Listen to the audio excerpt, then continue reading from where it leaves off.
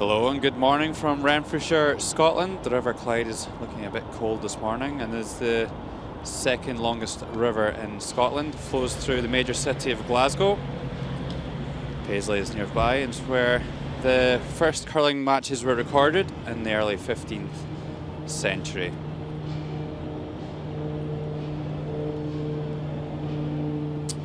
The fans are making their way to the Braehead Arena for the final round-robin session of the Gruyère European Curling Championships. We'll be focusing on the undefeated Scotland, the host nation, up against Russia. Both teams already qualified for the semi-finals. My name is Logan Gray.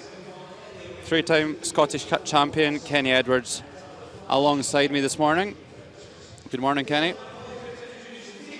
Good morning, Logan.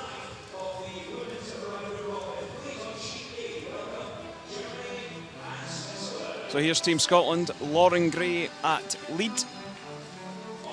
Vicky Adams at second. Anna Sloan, returning from injury, in at third. And the familiar face of Eve Muirhead at skip. And the Russian team, first time at the European Championships. Lead Yulia Guzieva. Second player Galina Arsenkina. Third player Ilyana Vasileva. And the skip, Victoria Moisheva.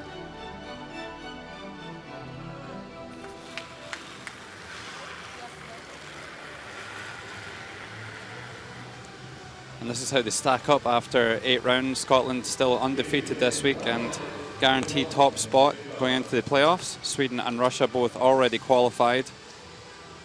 Czech Republic, Denmark and Germany still in with a chance of getting that last spot in the semi-finals. Switzerland, Finland, Italy and Norway still out of contention, and the 3 teams at the bottom still fighting for their place in the A group next year and a place at the Worlds too. Elsewhere on the ice this morning, Germany against Switzerland, Czech Republic against Norway, Italy against Finland and Sweden against Denmark.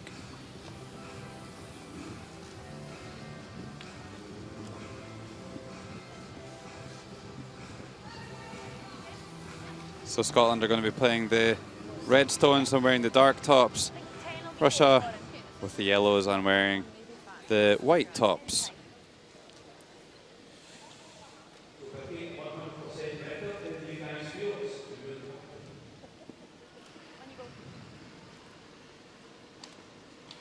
So a slight technical issue before we get the game started there, but we're off and running.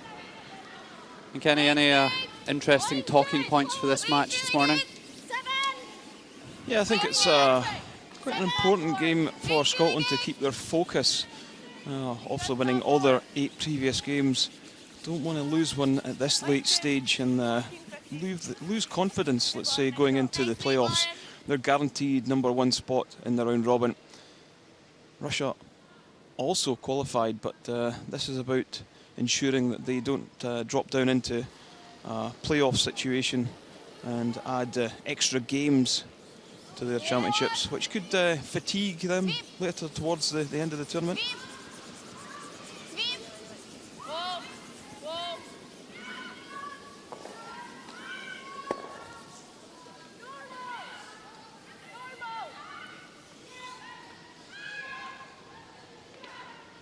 What about Scotland, Kenny?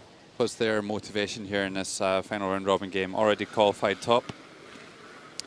I think it's about making a statement, really, more than anything. Getting one up on everyone, the whole field, and for sure, no one really wants to take these girls on in a semi-final. Well, Lauren Gray, the Scottish lead, makes the hit and stick.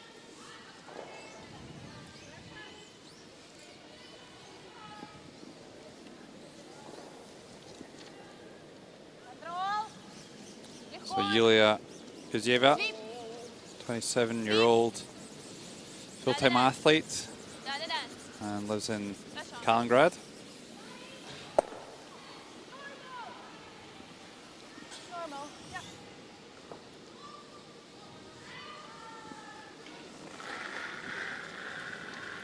And this is Vicky Adams, full-time athlete, plays out of the Port Patrick Curling Club and lives in Stirling in Scotland.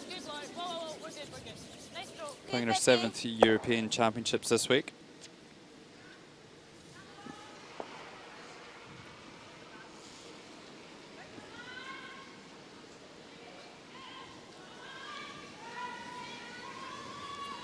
And this is Galina Arsenkina, playing her first European Championships as well. She's played in the European Youth Olympics and the European Mixed Championship before. 2 times World Junior bronze medalist. And just a reminder of the rules of play in the round robin.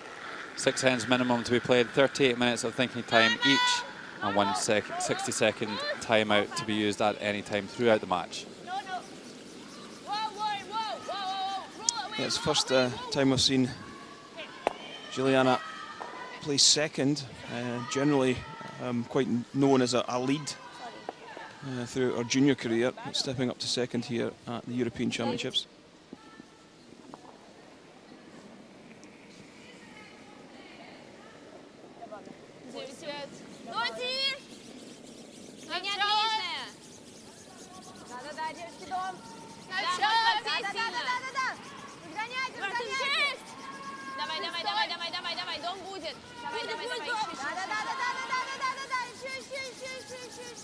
Well, Russia with the last stone here in the first end, choosing to draw one to the wing. It's been quite a good showing this week from Russia, hasn't it, Kenny? Yeah, it certainly has. We're so used to seeing Anna Sidorova and her team here at the European Championships and World Championships for that. But they lost a playoff to this young team of Victoria Musaeva to earn the right to come to the European Championships. And they've put a really good showing in, played some fantastic curling, called a really, really good game as well.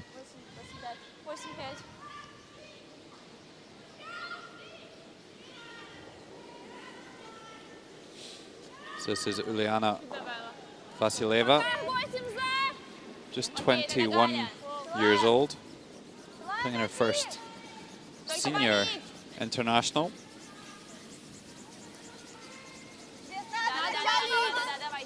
Won the World Junior bronze medal in 2014 and lives in St. Petersburg.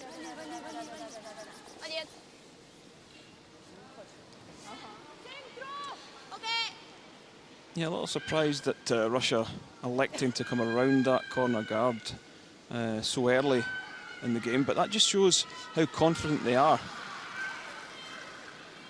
They do have last stone, so it's good to see that they're going to be quite aggressive here.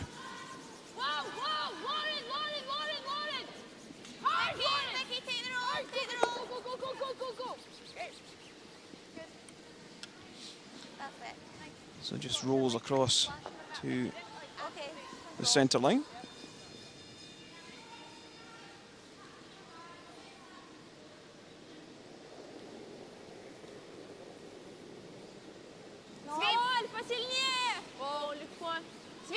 It says here that Uliana's other sports that she's interested are is painting. I don't think we'll see painting at the Olympics anytime soon.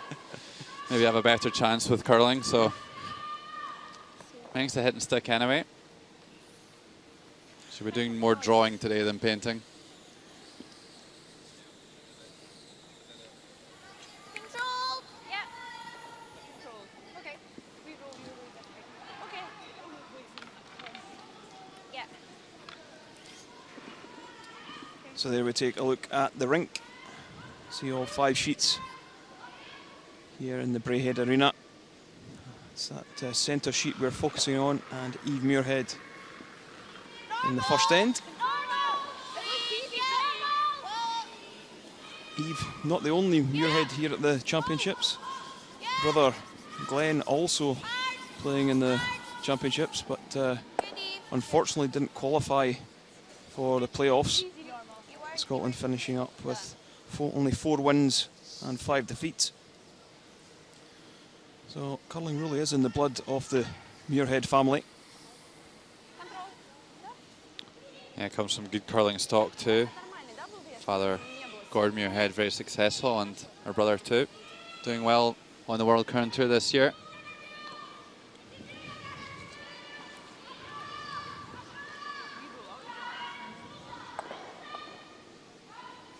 So here's Victoria Moisheva, 26 years old, throwing the last stones for Russia. Victoria skipping this Russian side to victory over Team Sidorova, who've become so accustomed to seeing at this level over the last few years. In the best of 5, they won 3-1. So pretty emphatic. And good to see that there's some strength and depth in Russian curling too.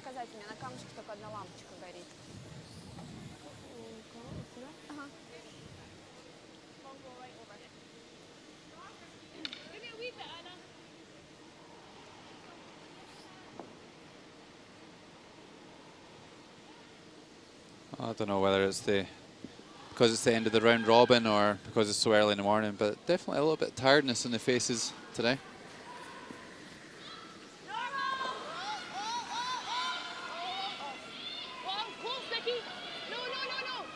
So Scotland will be looking to maybe hit and roll, at least hang around with this and force Russia to play a shot with their last hit and run. And as we've seen all week, teams don't want to score that single point with last stone advantage unless they really have to. They want to retain that last stone so they can pick up a multiple score.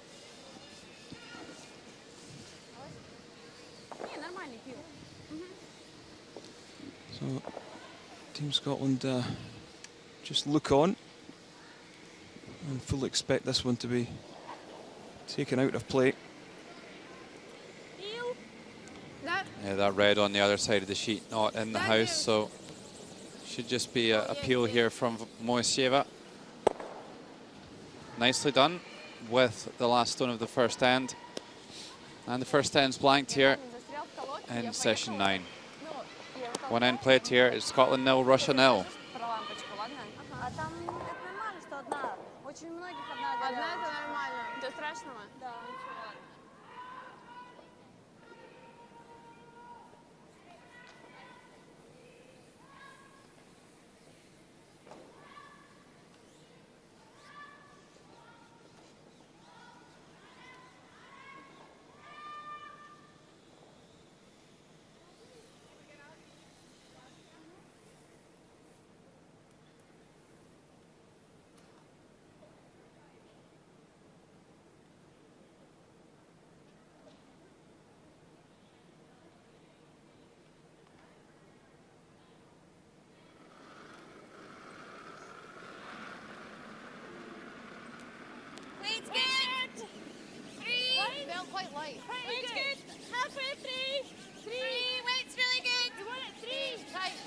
Second end, 0-0.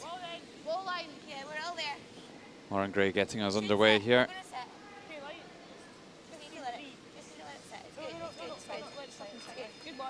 Gets a good tight guard on to start the second end.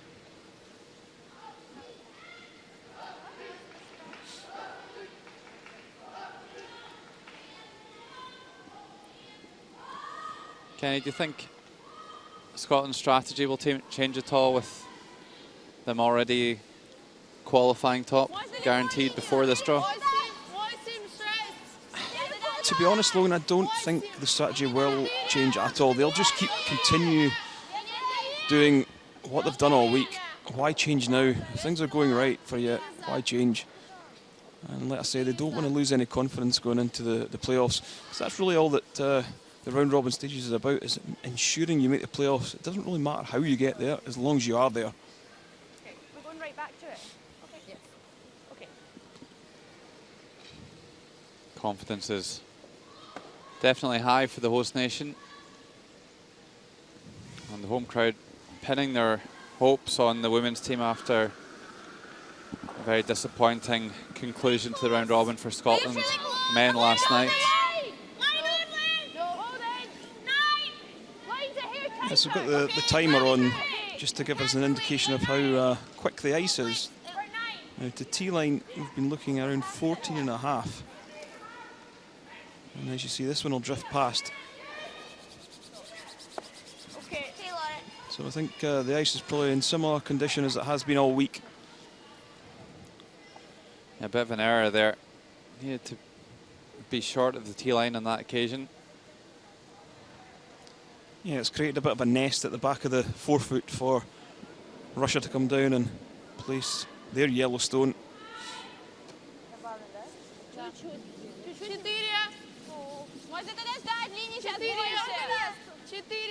Пока широко. 4. Пока очень широко. Давайте фриз. Фриз будет. Галь, ты. Свип. 4 до. 4 до. Well, a good draw. Doesn't quite get hidden behind the centre line, and Scotland should be able to remove that. Easy hack, just to the inside. Yep. Like, that should be close. Yours ran pretty straight to the north edge of 8, but okay. Easy hack should be good.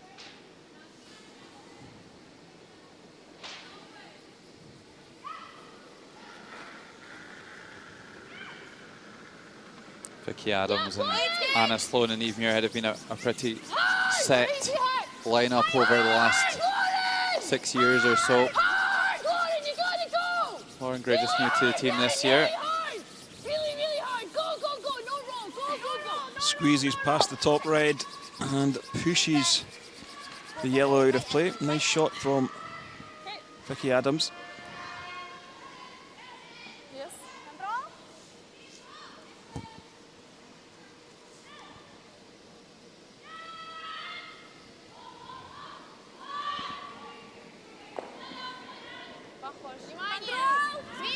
So Arsenka now with a takeout of her own.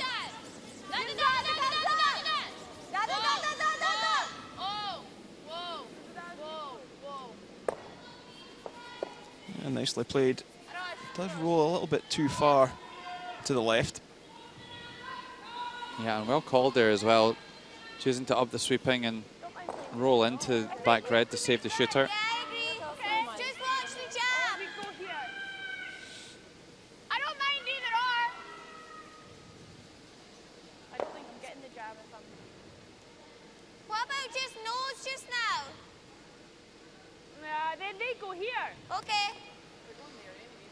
Yeah, I think the call is to just swing one round in on top of the forefoot here, Logan.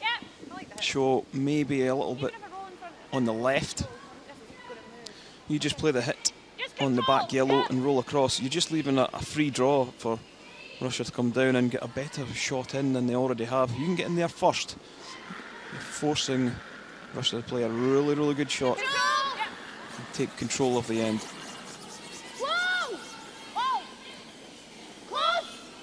It's always a risk without having all the play behind the T-line.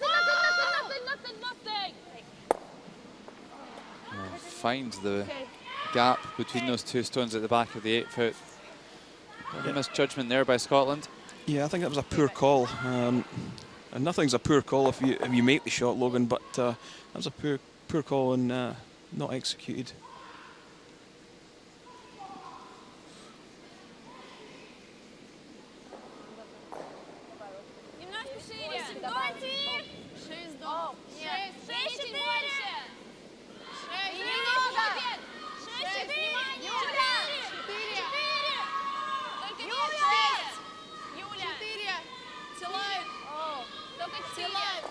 So with that mistake, Russia pouring more around the centre guard.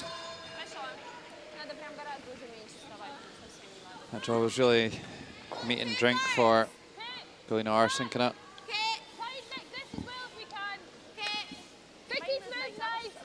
Yeah, these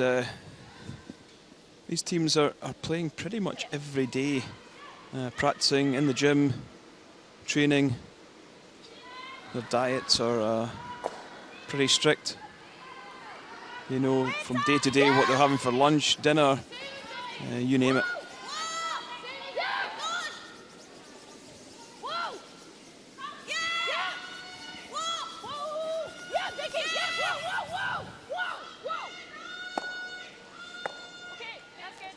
Oh, good shot by Anna there. Lying in shot position and taking control of the top of the forefoot.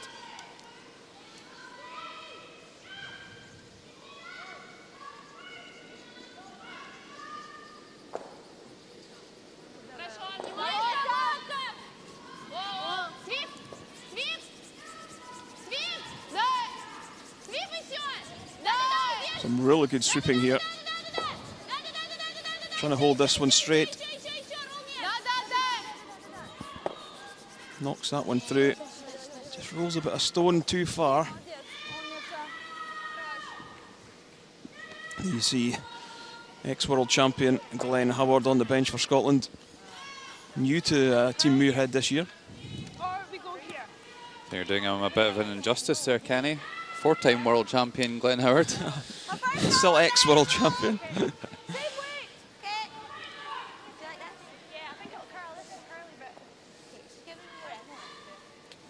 There's his opposite number, Sergei Belanov. He's never won the world championship.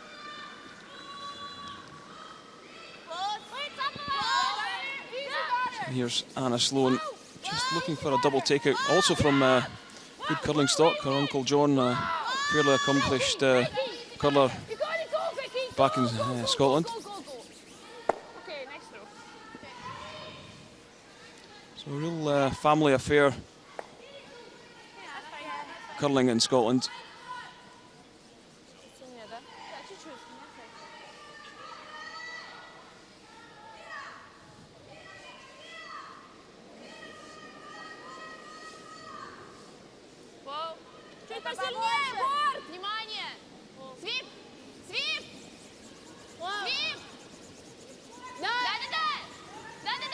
Now we're sitting right behind this sheet and the stones are really curling hard, but Russia are doing an extremely good job of managing the ice conditions. And looks like they're really starting to purr here in the second end.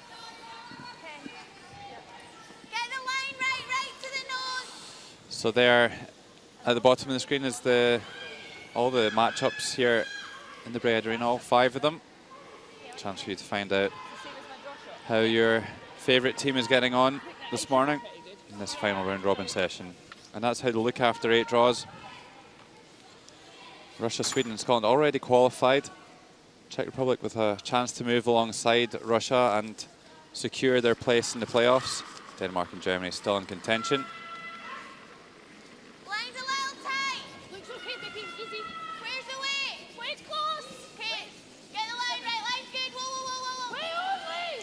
So very, very crucial stone this for Scotland. Can't afford to bounce off this yellow at the back of the fort.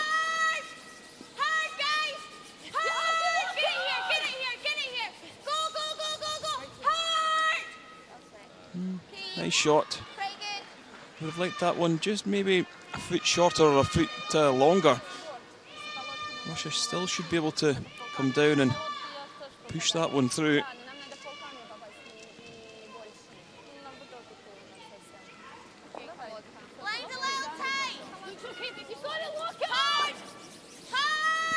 You see the sweeping action, trying to prolong the travel of the stone.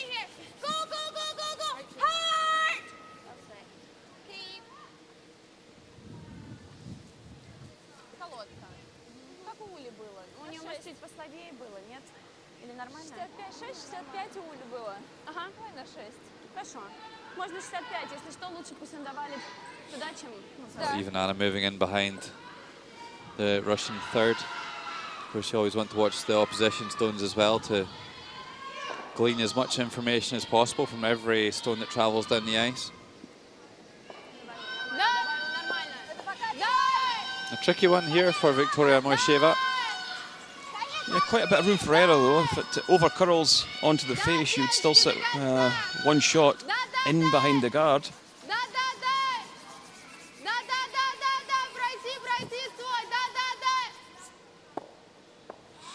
So it does push the red back and sit one. Scotland have got a decision to make. Do they throw a guard on top of this and make it difficult for Russia to score 2? Or do they hit everything and try and move things around? I think the shot would be just to throw one up on top of the yellow in the button, or maybe a couple of feet short of that alongside the top yellow, and leave Russia a draw to the 4 foot round the in turn, round the right hand side of the sheet. And no play has been down that side yet, so they might not know the ice conditions. Cover the path. Yeah, just cover the edge of the 4 foot. I know we've played all our shots up here, but the other hand draw, I would say, is easier for her. But It's putting her onto I know another that's bit. the only thing. So Right, so Scotland are very much accepting that Russia are going to score here in this second end. Just about leaving them as difficult a shot as possible for their last one to No, I don't think you'll need too much on. Just score 2. what you just played will be goals. Again, Vasileva and Moisheva will be keeping a close eye on this one just in case they need to throw a draw down this side of the sheet. Line's good. We're halfway. Right there. Keep it out a little. Line's good, though. Line's good. Line's really good.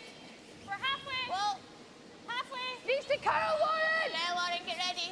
Go, Lauren. Right to my brush. Right to my brush. Go, Lauren. Get. Go, go, go, go, go, go, go. Hard.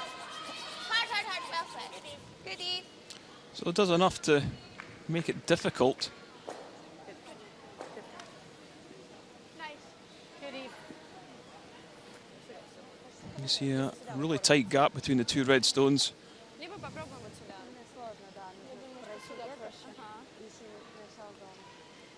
Might have liked Scotland to be a little bit more aggressive with that one. Надо будет чуть подождать, чтобы он валил. На 8 по этой стороне. Ты посмотри еще, может быть, So just a reminder, Scotland throwing the reds and Russia throwing the yellows. Russia lying 1, 3 and 4. That red at the back of the 4 foot, looking a little bit lonely. We should be safe this time.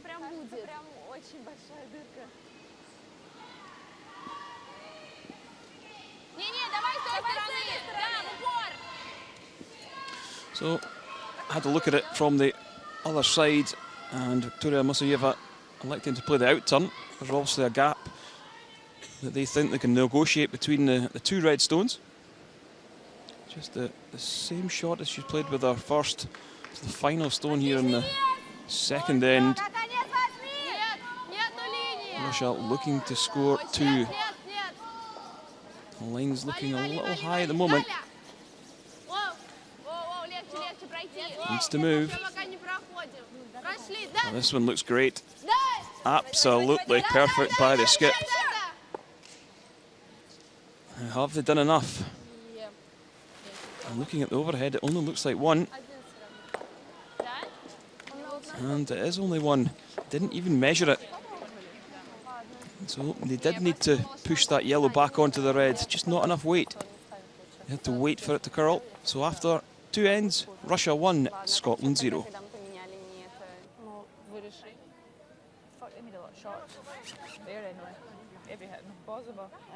Okay, right. Okay, yeah, let's get 2.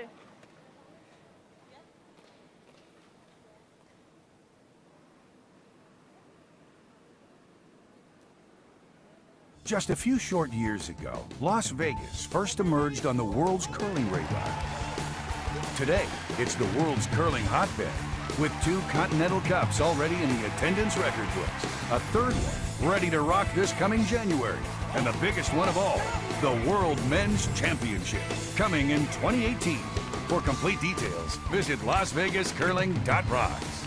You gotta be there. Las Vegas rocks.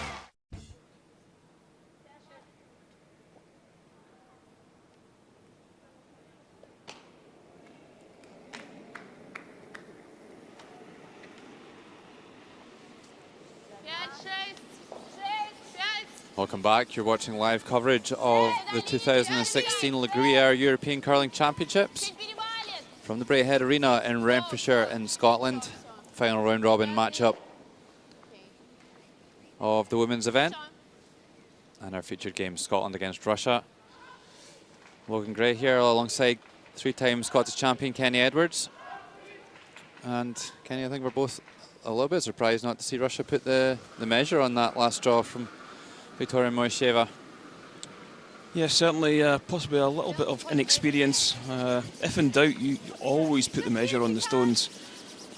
Scoring a 2 is pretty much what you're after when you have last stone advantage. And it did look very, very tight, and they didn't even measure it. So possibly just a little bit of inexperience from the young Russian side.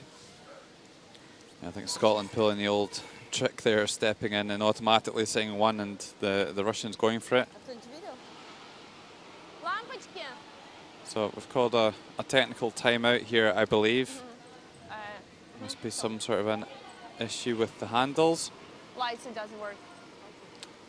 Yeah, so I just heard Victoria Moisheva saying that the handle on the stone isn't activating. Of course, if it doesn't activate when it crosses the hog line, then it's removed from play. So it is important for the stones to for the players to make sure that the handles are working.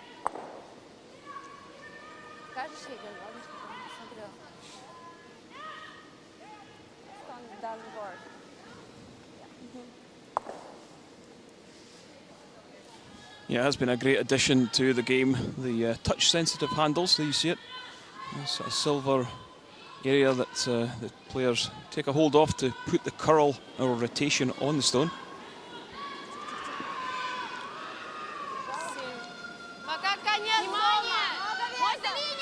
Yeah, doing it old school on this occasion, putting the umpire out there on the hog line.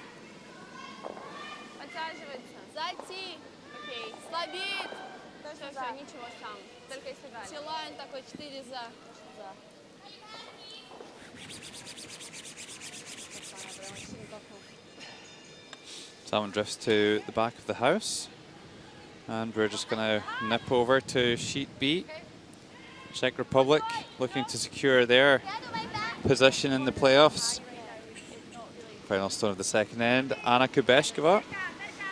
And Norway desperately needing a win as well if they want to have any chance of staying in the A group.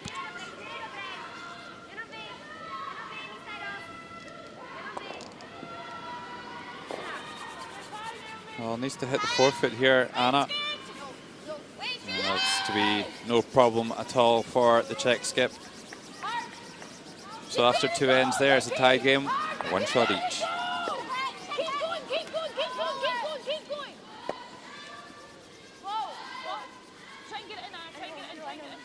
Yeah, so that one there from Lauren Gray, just over curled, but sort of gets the second prize, splitting 2 corner guards.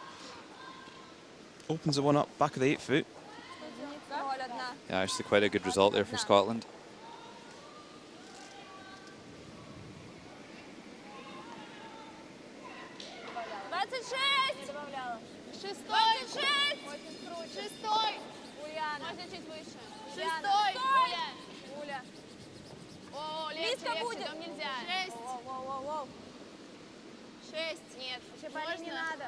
So this one beginning to move on to the centre. So as we've said all week, Logan, the aim of the end for Russia is to try and clog the centre up and make it really difficult for Scotland to score a single point or any points here in this end. Whereas Scotland want to play it wide out behind corner guards. So I'm keeping the centre open. So if they do get themselves in trouble, they can draw with their last and score the single point.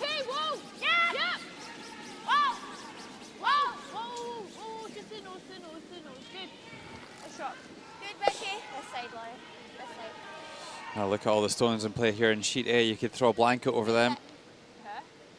Switzerland 2, Germany 0, and this is Daniela Jentsch throwing her final stone at the second end.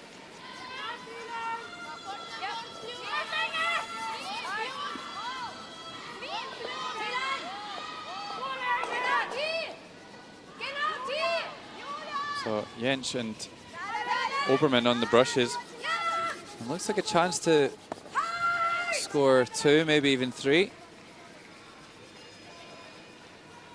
2 it is.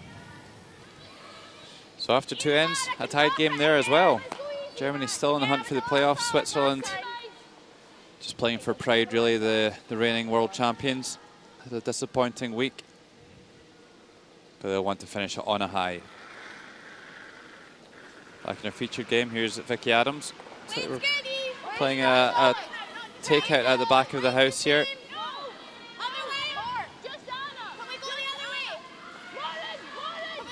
Yeah, we'll look to roll somewhere. Won't want to leave it in the middle. We really did need to move in behind that long guard. There you see it.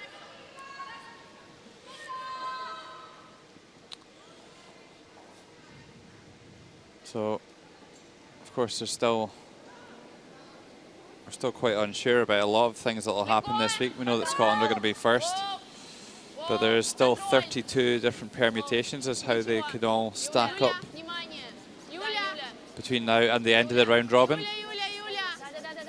And we'll try and keep you as up to date as possible with them throughout the session as things become a little bit more clear. Sorry, most of the games, or all of the games, still extremely tight at the moment. Easy hat. Okay.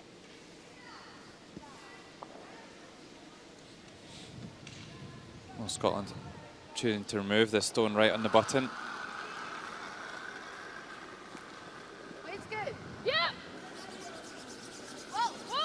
Yeah, I think they'll possibly look to try and hit and check in behind the centre this time because it's a little bit higher.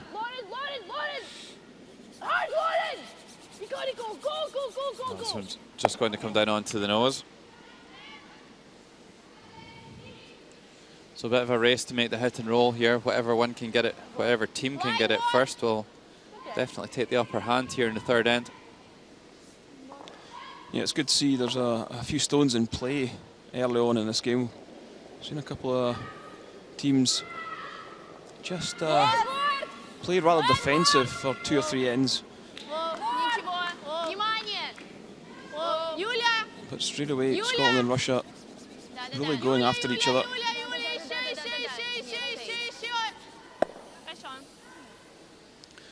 So another nose hit.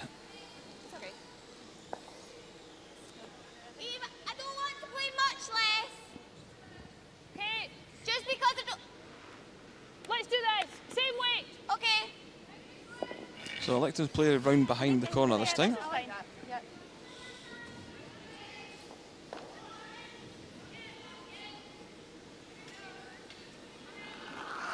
And what's the thinking here, Kenny? Why aren't they going behind the centre guard on this occasion?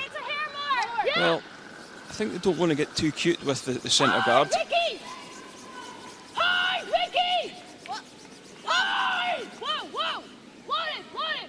But this one just a little bit inside. And they have sort of hit the nose, but they've covered the inside edge. Yeah, they were looking to try and roll behind the corner guard, purely to drag the play away from the centre, because they don't want to play in the centre. They want it out wide, as we said before. Curling a real game of strategy. You're not really thinking about the next shot, you're thinking about 2 or 3 ahead. Trying to manipulate the end and the stones exactly where you want them. Trying to lure your opponent into making a mistake.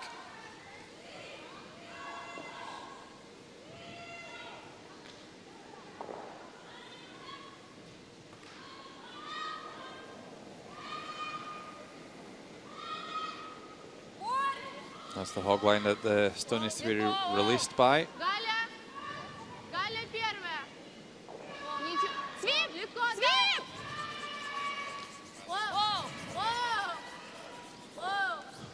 Really nice takeout there.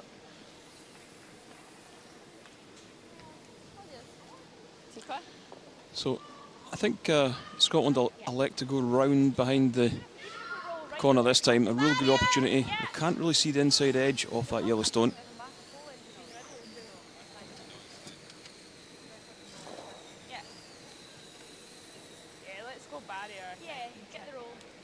So you hear Eve Muirhead just saying, let's go barrier. And they're talking about the weight.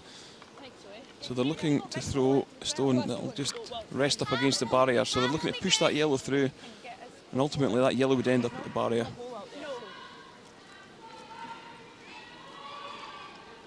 These teams will practice so they know exactly what split time they're throwing. So they'll time from back line to that red hog line. And they'll have an indication of how heavy it is. Is it a lot heavy? Is it a lot light? Which they'll communicate.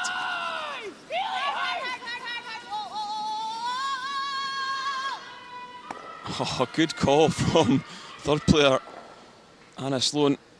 That was very, very tight. Brave. Very brave. So keeps it close to the guard. She knew what she was doing. Here's another look. Coming down. There was a little bit of air there in the end. Great judgment by Anna Sloan.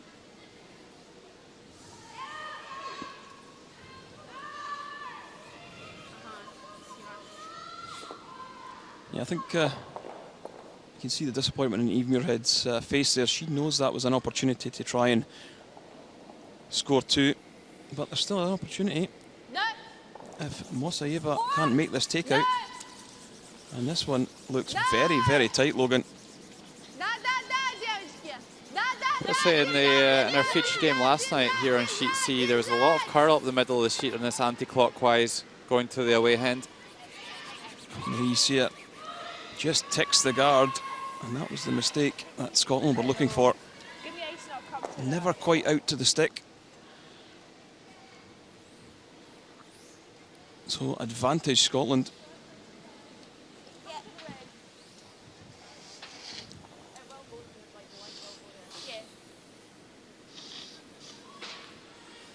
I just can't afford to make mistakes like that against Eve Muirhead. Fully expect that Russia will be punished for that error.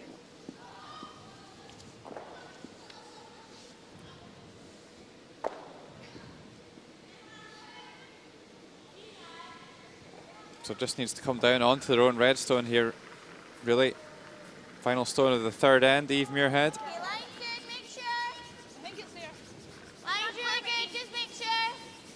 Oh, this is a 99 out of 100 shot at least. Yeah, absolutely. Swooping just to try and get this one into the front ring. Nicely does it. So advantage to Scotland. Scotland lead 2-1 after 3 ends. Я думаю, может, надо было его снимать, ну, таким нормальным. Он как бы торчал почти полностью, может, контролом снять просто, не париться. Поаккуратнее немножко. Давайте. Да. Да. Ну, не, посильнее нельзя было, иначе он бы пролетел здесь с такой щеткой. Нет, не играл. Разница. The curly one. Okay.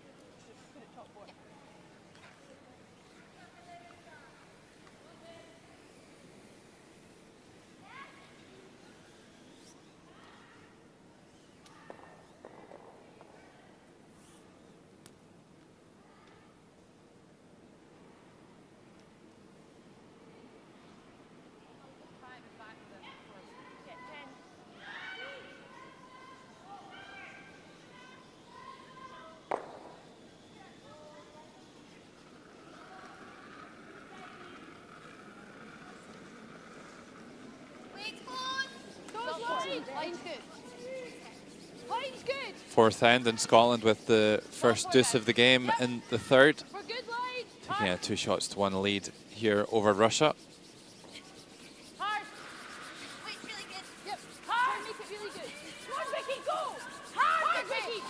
So Scotland choosing to come into the house here.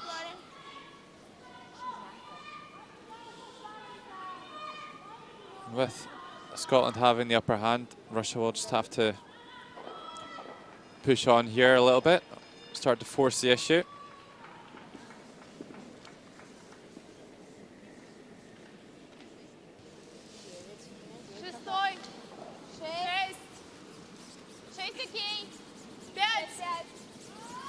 Julia Ksieva throwing the corner guard.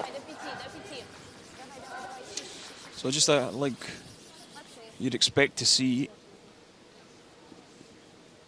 the leads when they do have last stone, will throw the corner guard and try and score at least 2.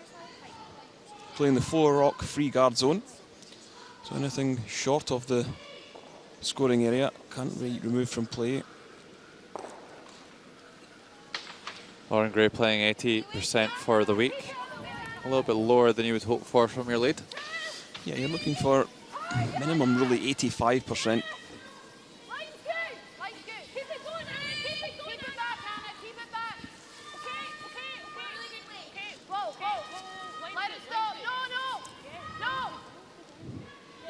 And that'll increase the stats. 2 great shots there from the lead.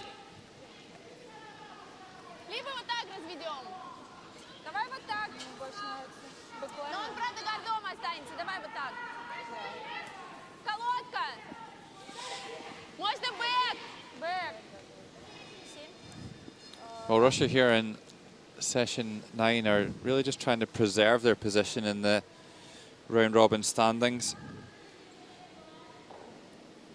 Gruyère only 73%.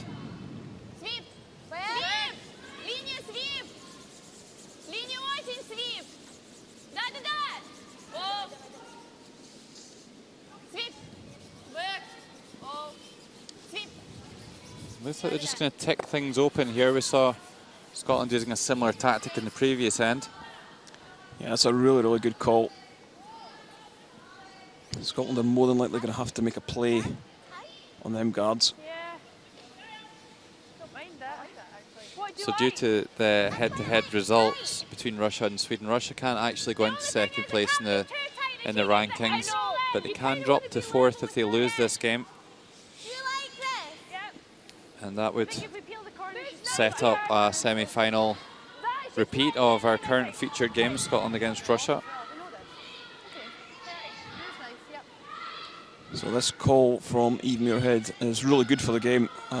This just shows the confidence this team has got at the moment. Vicky Adams shooting 83%. They're just going to say, okay, Russia, you're going to have to play some good curling to get round in behind and get some cover. They're not going to run for home. Not a lot of handle on this one from Vicky Adams, and that's why you see this one curling really, really viciously across the sheet.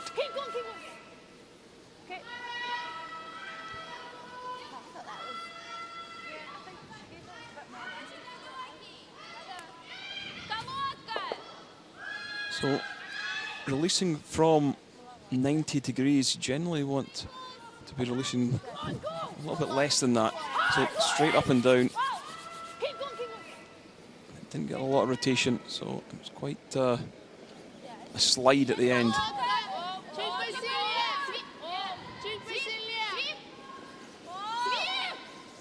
Maybe just need to keep an eye on that later in the game.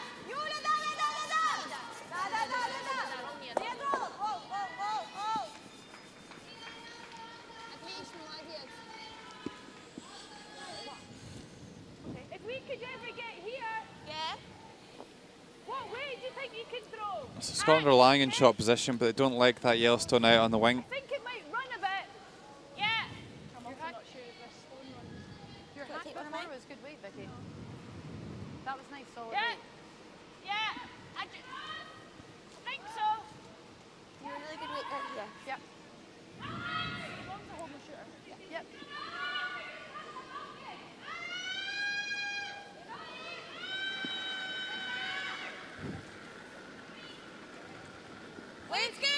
So looking for hack weight. A little bit more rotation on this one. Different hand.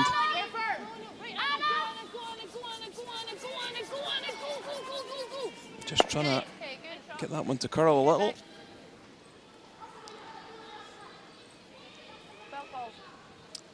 So Russia, you may think, why are they not hitting the red stone that's in the white 8-foot area?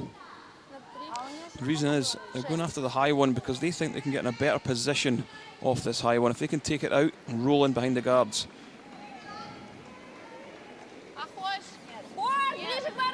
Yeah, it's just a shorter distance to roll, isn't it? Going out Arsenkina having a good week, 79%.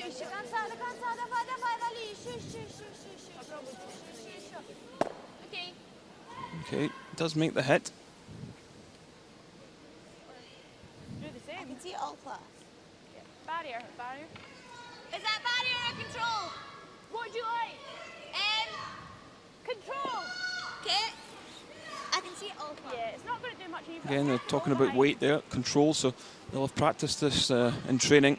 They'll know exactly what split time, exactly what weight they're throwing. These guys spend a lot of time in the gym, a lot of time on the ice, understanding each other's play.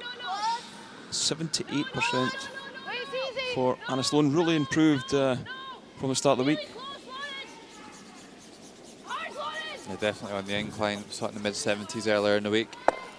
Some of that rust just starting to come off Anna Sloan after some time out through injury. Had an operation on her knee at the end of last season and just returned in the last couple of weeks. Anna didn't play in the qualification for Scotland to determine what team's going to play in the Europeans. It was the alternate, Kelly Schaefer, that was playing in her place. Liliana Vasileva, 78% for the week so far.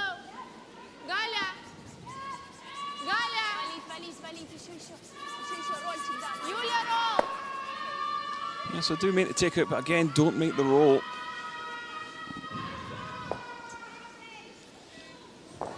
That one's still wide open and over on sheet A. Here's Binja Felcher. Germany 4-4, Switzerland 3-5 and out of this year's European Championships. Big surprise, the reigning world champions just haven't got going this week.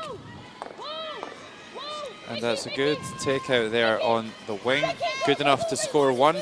Give them an early lead against Germany. 3 shots to 2.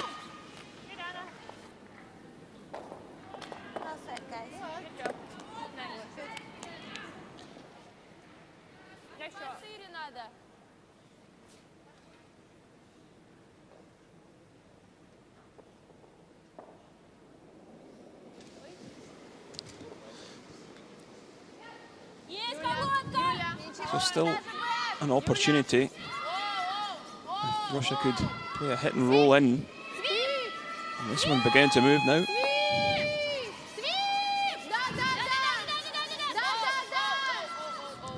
Nice shot.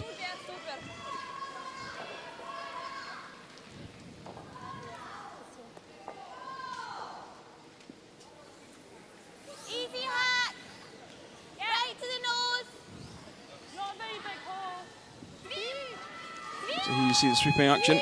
Just trying to keep this one straight.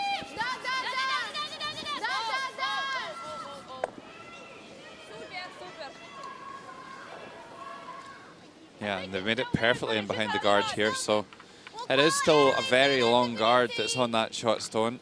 That might be the better shot. But enough to cause a little bit of a nuisance here to Eve Muirhead. Yeah, I don't think they're too worried about the yellow that's closest to the scoring area. It's just this long guard that's going to play hack weight. You can see the broom's just a point to aim at. 78% for Eve Muirhead. You generally see the skips percentages lower than, let's say, a lead, because generally the skip shots are a lot harder, or they're a yes or no shot. So you either make them or you don't. There's not a lot of weight in this one, Logan.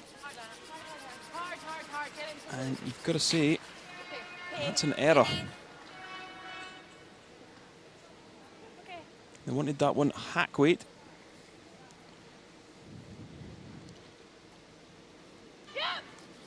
I'm using another look at it. They're sweeping hard right now to make it curl. It gets by the guard, but just didn't have enough speed to push it right through the 8 foot, but good enough to line shot position. So maybe Russia can follow that one down to lie 2. Да, маловато.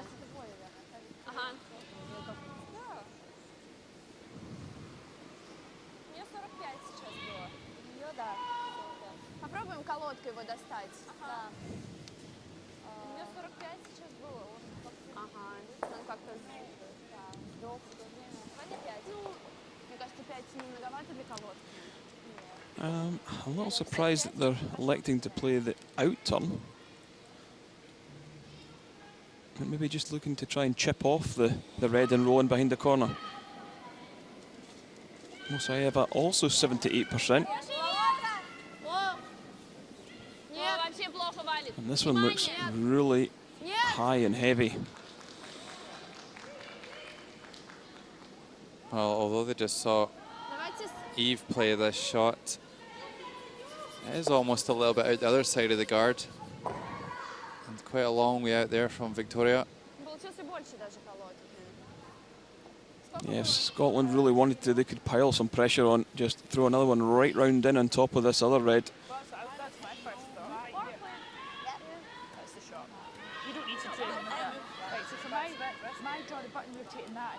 Advantage Scotland here in this fourth end.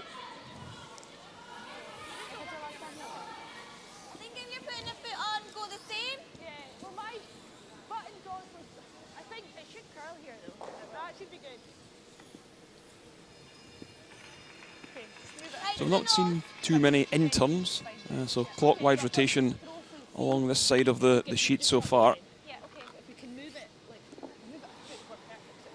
Most of the play been down the other side.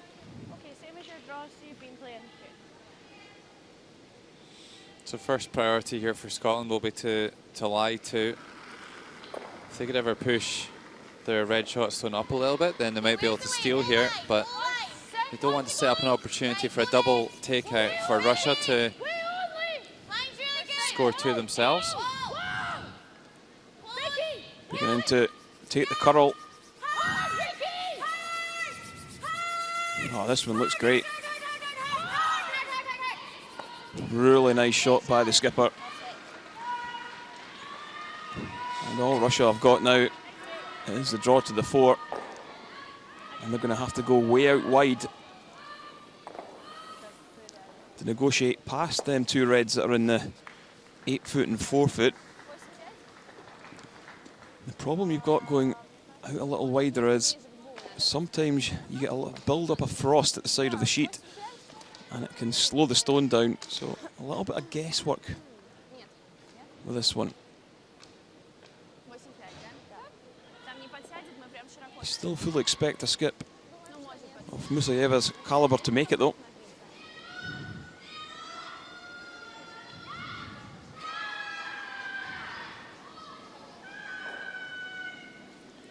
Final stone of the fourth end, clockwise draw.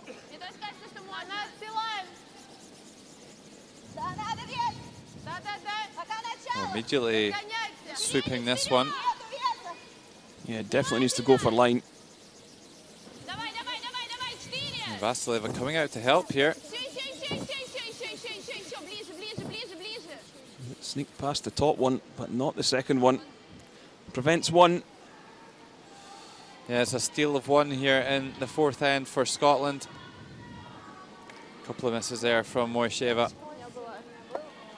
And after 4 ends, it's Scotland 3, Russia 1.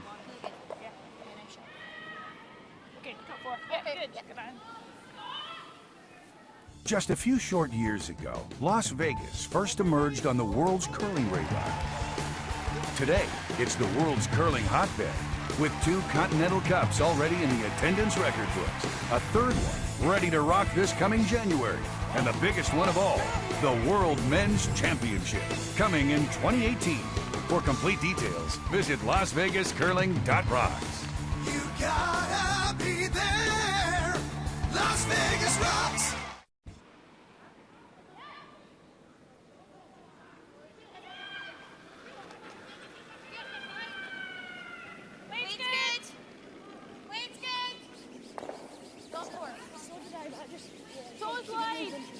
Fifth end, 3-1 Scotland. And for the first time, Kenny, a little bit of daylight in the game. Yeah, so 2-point advantage for Scotland, and they're looking pretty good. So they'll drag the play. A little bit of change attack for Scotland now. They'll try and drag the play into the house.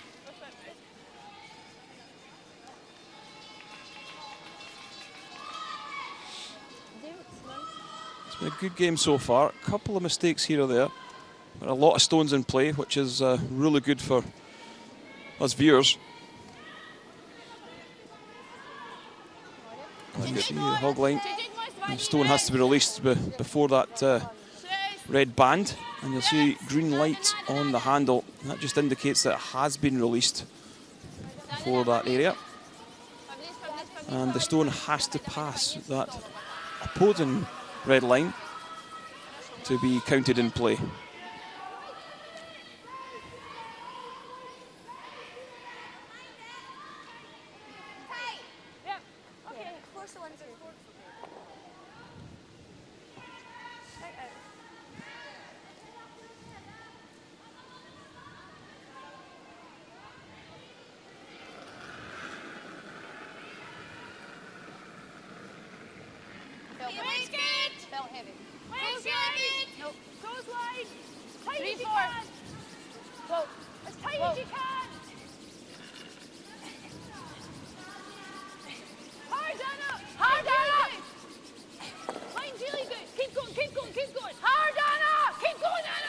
Looking for this one, quite tight to the rings, maybe a little longer as they would have liked, but finds a good spot.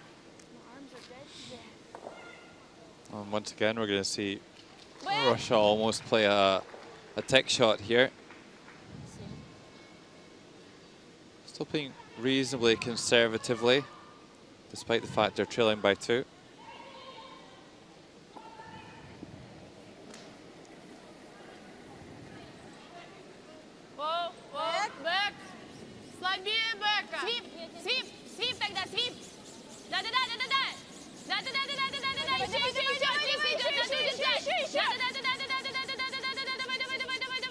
Well, this is the risk when you play this shot. They've left a centre guard and they pushed another one into the house. Yeah, a bit of a disaster there. So over on sheet A, Germany against Switzerland. Germany still in the hunt for the playoffs. They can still catch the Czech Republic if they were to lose to Norway in this final draw.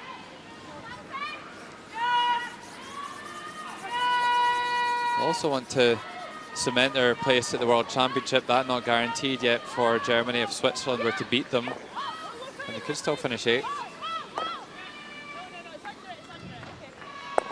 Nicely done there by Daniela Jentsch. And after 4 ends, it's Germany 3, Switzerland 3.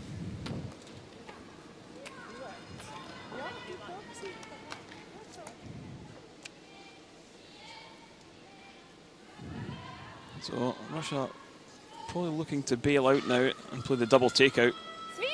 You know it's going to be difficult to score 2 here, so they're going to tidy things up. But this one looks tight to this guard. Sneaks past and just makes the nose hit.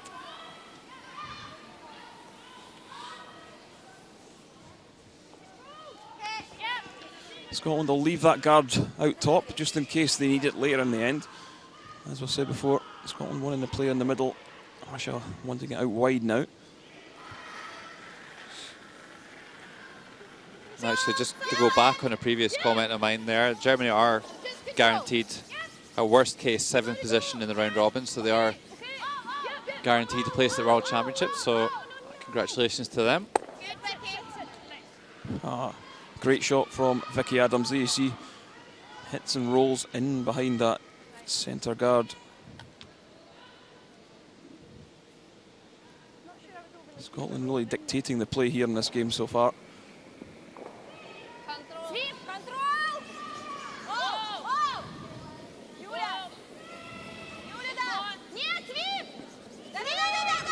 This one's taken off. Lucky to catch anything. There's a lot of curl on that right-hand side of the sheet. We even saw Nicolas Adin and Thomas Ulsrud struggling to cope with it. just last night.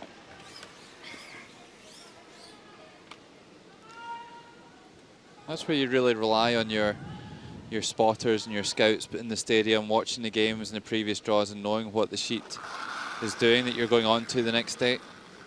Maybe some of these players were even watching this game, or the game they were showing last night. But Russia not able to cope with that big curl on that side of the sheet at this point.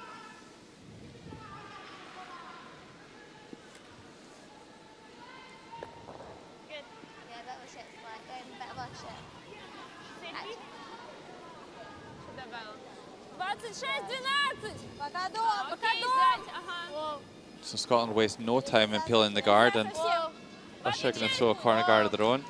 Yeah, Vasileva for Russia. They're really hoping for a mistake. And it's them themselves that have made a bit of a mistake by throwing that one into the rings. Yeah, chance for Scotland to lie to. Shouldn't do much here, but Even a blank end and no score for Russia would be okay here, but they do not want to be forced to take a single point.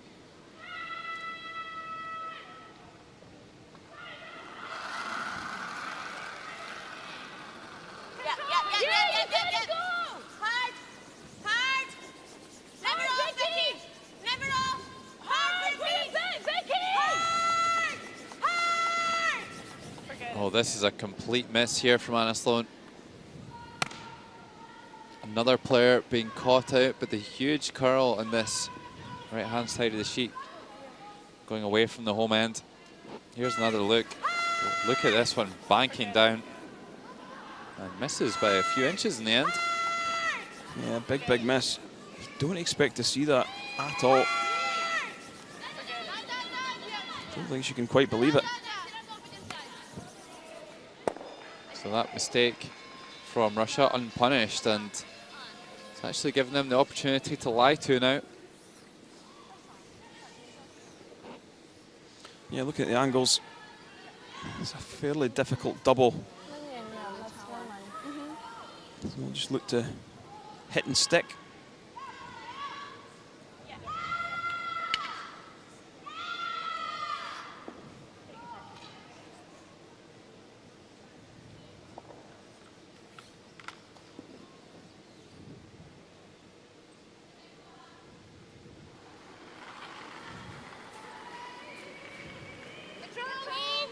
So here's Eve trying to pick up the pieces after that miss.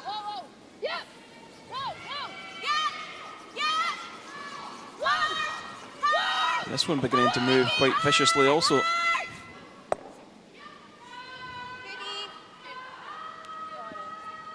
Oh, so we found a bit of a curl on this out turn.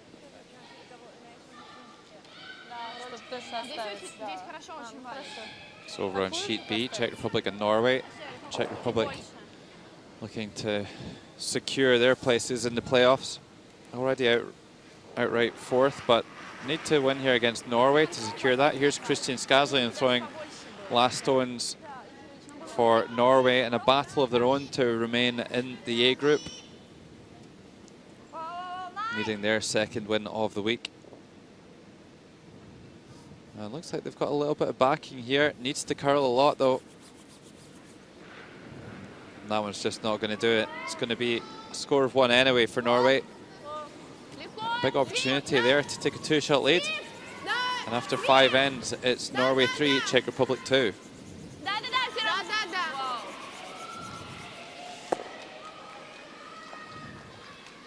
We're back in our featured game. Russia lie to once again here, and this time it is an easier double takeout for Scotland. I think that double. Just high up nosy. Yeah, Anna saying just play the hit and roll, but looking at the angles there, it's a fairly straightforward, just the high side of that yellow.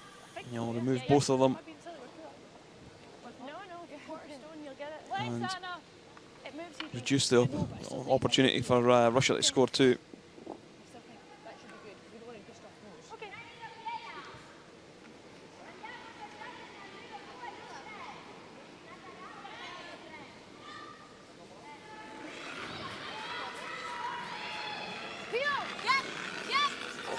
How's this one looking? Looks a little high at the moment for me, Logan. And that just didn't curl enough. And Eve Muirhead less than impressed with that one.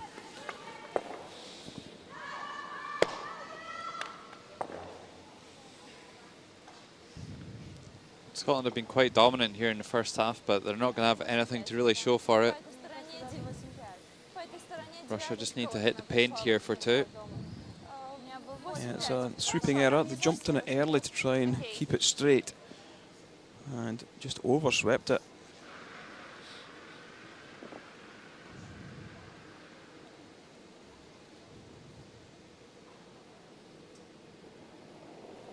So final stone of the 5th end. Victoria Musayeva just looking for a draw.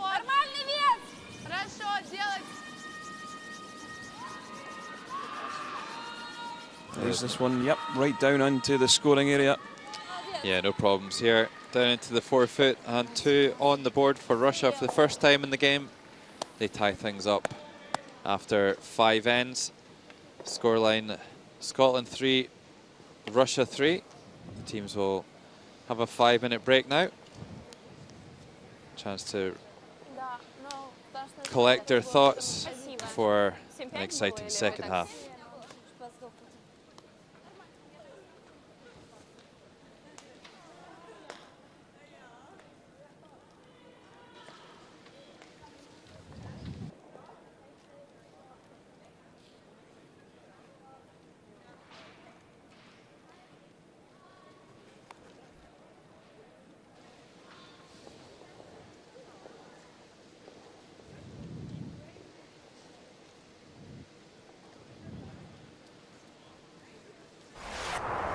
Third end, and here you see Scotland's Eve Muirhead with a chance to take a 2-shot advantage with her last rock, needing to be fully 12-foot. Sweepers were on it all the way, but done enough, and they led 3-1.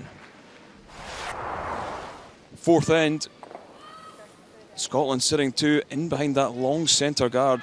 Victoria Musayeva for Russia, looking for a piece of the 1-foot. Went coast to coast with the sweeping on this,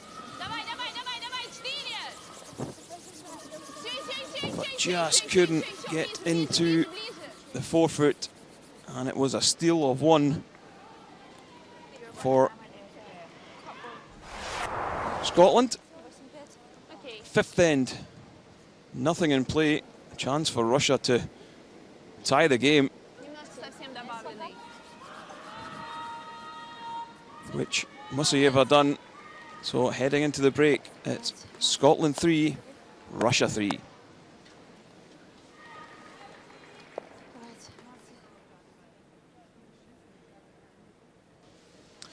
Elsewhere, also Germany, Switzerland all tied at 3. Norway surprisingly leading Czech Republic 3-2. Finland 3-2 also up on Italy, and all square between Sweden and Denmark.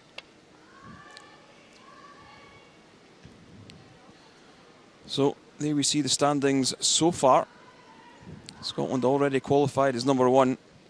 Czech Republic, Denmark and Germany all with a chance of making it through. Terrific. Yeah. Now we got this roll. Hammer? You did Emma? Yeah. Well, I don't know if you're feeling good, but you're looking good. That's the main thing. Yeah, it's all good. Love what I see. Yeah, good to hear. Yeah, exactly. Hammer and 6, so Feeling hot. and we're good for time. Yes. Yeah, you zipped along there. Yeah, That was quick. Cool. Okay. Yeah, good last 5. Play the last 5 like that, we're good to go. Yeah, Perfect, sounds good. Were they real rollers or were they fake rollers? Смотри, и вот там, где мы получили 2, незаслуженно, бросок за броском был, и все приходили, не отравливались. Да. Ставишь по защитку. Да. Надо было больше щетки, просто нормальный бросок был. И ты не закрыла ничего, все было хорошо.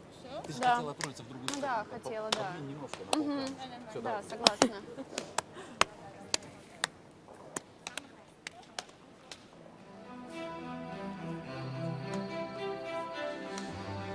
So some of the highlights of the game between Russia and Scotland.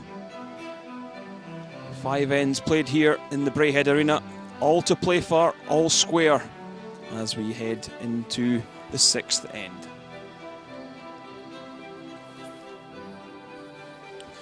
Here are the percentages, and quite an even affair.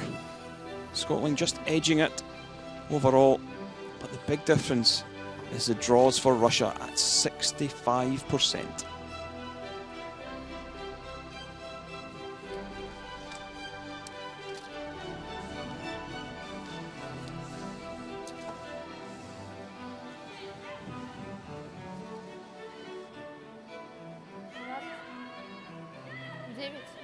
Мне кажется, 0. 0. Должно хорошо.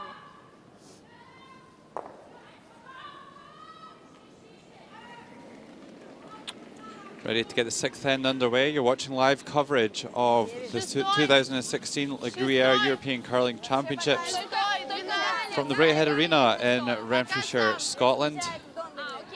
Logan Gray here alongside Kenny Edwards for this final round-robin match. Scotland and Russia. Tied game at the halfway stage.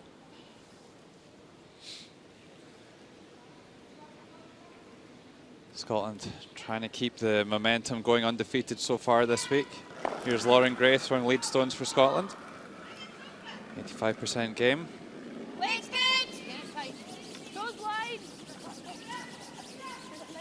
Russia out here trying to hold on to 3rd place in the round robin. Scotland already guaranteed 1st place in the semi-finals. Sweden 2nd. Czech Republic can still overtake Russia to move into 3rd position.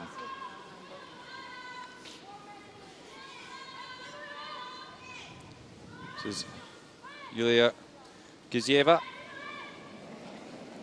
84% game, pretty close at lead between the two teams. Можно легко, можно, линии можно. Вес тоже. Надо, линию тоже сюда. Что с весом? So Kenny, where do these two teams need to improve if they want to get over the line here and win this game? Well, Scotland have pretty much dictated the game. A couple of slack shots here and there. Stone misplacement has allowed Russia to be all square. Russia just not as sharp as we've seen them so far. I think we'll see Scotland just go quite aggressive here in the 6th end there. They have last stone advantage in the even ends, which you want to do. So if you traded ends all the way to the 10th, you would have the last rock in the 10th end.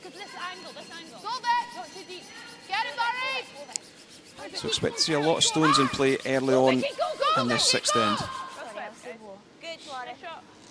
Her first look today at Sweden versus Denmark over on sheet E. Here's the final stone of the 5th end, Anna Hasselborg, who's had already guaranteed 2nd spot in the standings. Still waiting to find out whether they'll play against Russia or the Czech Republic. Top team faces the 4th place team in 2nd versus 3rd in the semis. A good nose hit there by Anna, puts one on the board. And Sweden leading Denmark by 3 shots to 2. Galina Arsenkina, only 70%, well below our tournament average.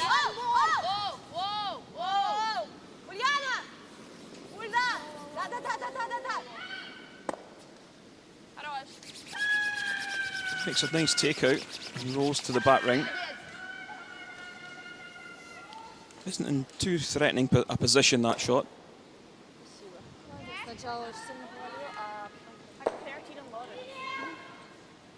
Scotland still trying to utilise this corner guard.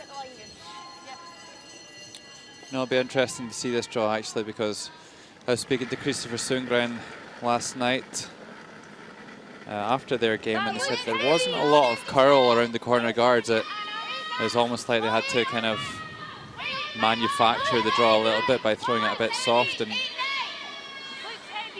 this looks a bit pacey here from Vicky Adams. Yeah, so what you mean by throwing it soft is not in weight, it's with the rotation. So you're not put as much rotation on the stone as you generally would. So you're looking for maybe 2.5, 3 rotations on arena ice like this. Maybe just go for 1.5, and you really will see the stones finish really hard in behind the guards.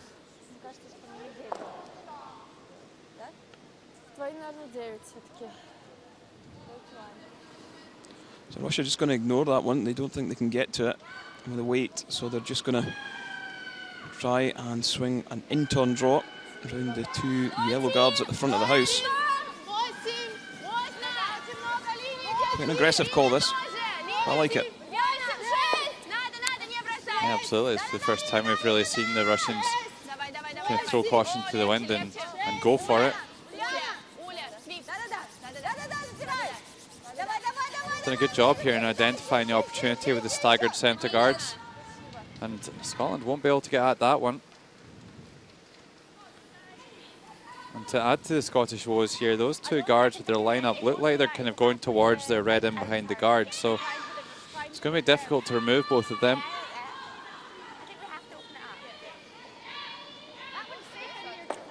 Yeah, probably just catches the back edge of the red. And try and put it over. I think it'll go past it on the inside, okay? This is what we have to do anyway, I think. Yeah, I agree.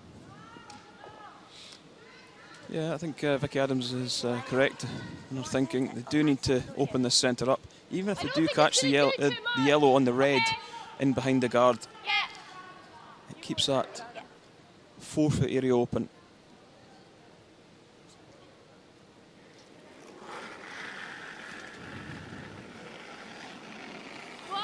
Knows it, gives it the old heave-ho.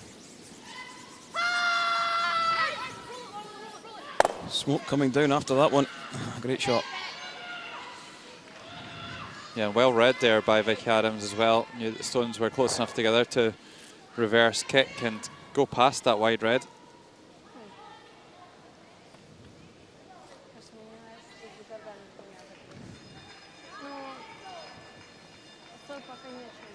So that Russian stone in the 4-foot looking a little bit lonely in there just now.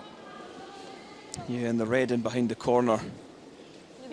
But I think that will come into play later in the end.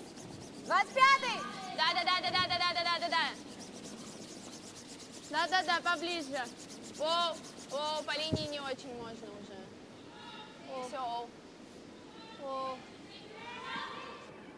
Okay. Got a bit of it.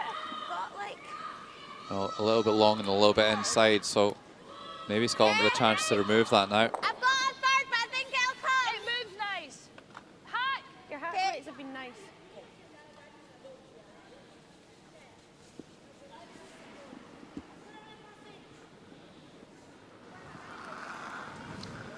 Yeah, electing not to open it up.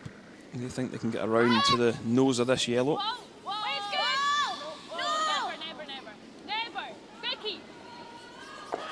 Looking out to curl now. Hard, Vicky! Hard, Vicky! Hard, Vicky! No roll, no roll. Well, if they managed to stick the red, I don't think they have. I think that was a little bit up for weight, that one. Just didn't curl as much as she was looking for, but... Are we here? We thought it was good to start. Yeah. So a bad miss in the last end from Anna, and that miss there might just give a great opportunity here for Russia if they could throw a good come around here. Yeah, a few more mistakes from Anna than we have seen at recent championships, but as I said before, just returning from injury, so maybe just a little bit of practice, short of practice, let's say. Yeah, and most specifically match practice. I think she's been in quite a lot of work on the practice sheet, but it's completely different to being out there in the heat of battle and making all your shots too. It's a good draw there by Vasileva, but there could well be a port up the centre line here to remove it. Looks pretty tight. I know. I think no. Do you like the same way? Yeah, they played up this line in the second end, so they do know what it's doing. No, I think that's good. It's quite a late finish.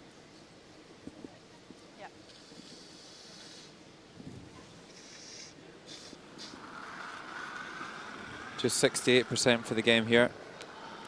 And not well below our tournament average. The tricky one here, needs to thread it through the port.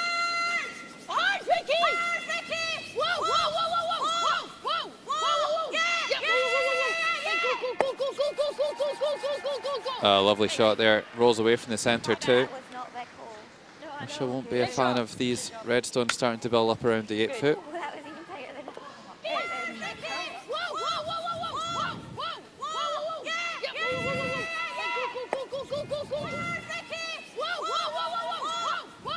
There's another look. Gets to the inside, rolls away from the centre.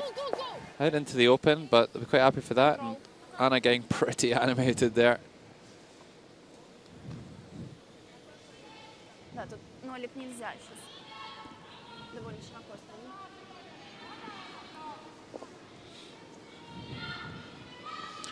So I can understand why Russia are playing the takeout on this wide one. They're just trying to ensure they don't lose any more than 2. But might be tempted to play the draw around the other side.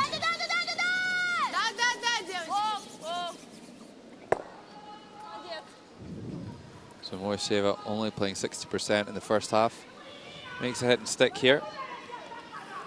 Yeah, but if Scotland do make the hit and roll, they would have the chance to play the in-turn draw in on top of it.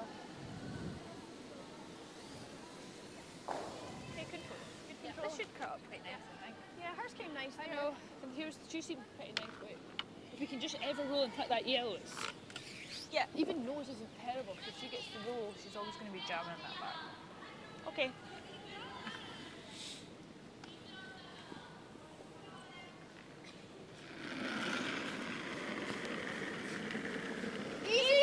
Even your head, 88% having a super game. Yep. Yep, hard. Hard. Hard, guys. You've got to go. I don't think we'll see them going behind the centre guard here. They want to stay out on the wing. Actually, over curls a bit. Makes a double and lies too, but that may just force Russia to make an aggressive shot here that could really turn the end on its head. Yeah, this is where I think the out-turn draw, they've not even looked at it, Logan. I think there's enough curl to sneak past the high corner guard. So you see the hit and roll in behind. It's back tee. Now they're beginning to have a look at it. Don't think it's there. It's very tight. You'd have to get really tight to that corner guard.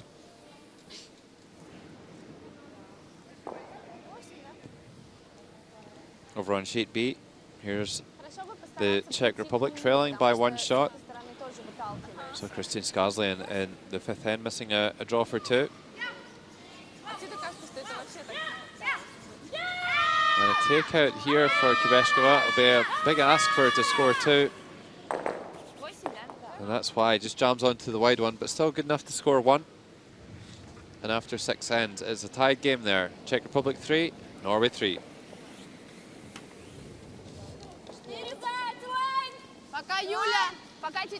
A really important stone here for Victoria Musayeva. Need this one to be shot rock. Line looks really nice. Needs to take a seat though. And this one a little heavy. And would you believe it? Slips too far. Scotland sitting 2. And Eve Muirhead's going to have a chance to pick up 3. Well, you just can't afford to make mistakes like that at this level, especially against the undefeated Team Scotland. Yeah, that's what we've seen just at the 5th end break. We've seen the stats for Russia. The draw weight was 30 the area they needed to work on. And once again, it's come back to haunt them. So out of nothing, Eve Muirhead with a chance just to draw the 8-foot for 3.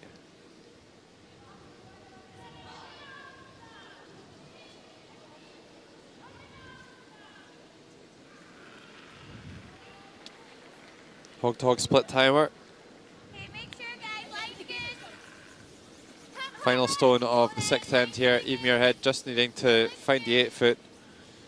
Anything around 14.5 seconds will be fine. You're good, guys. You're really good. Well sweat. Good Eve. Good Eve. Well sweat. And not too vigorous a sweep required either for the front end. So there's a score of 3 here in the 6th end, and the host nation take a 3-shot lead. After 6 ends, it's Scotland 6, Russia 3.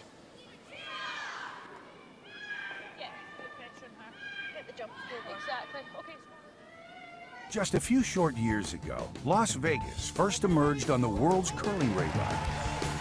Today, it's the world's curling hotbed, with 2 Continental Cups already in the attendance record books, a 3rd one ready to rock this coming January, and the biggest one of all, the World Men's Championship, coming in 2018. For complete details, visit LasVegasCurling.rocks. You gotta be there. Las Vegas rocks. What have you been getting on at 10s? I've been getting 18.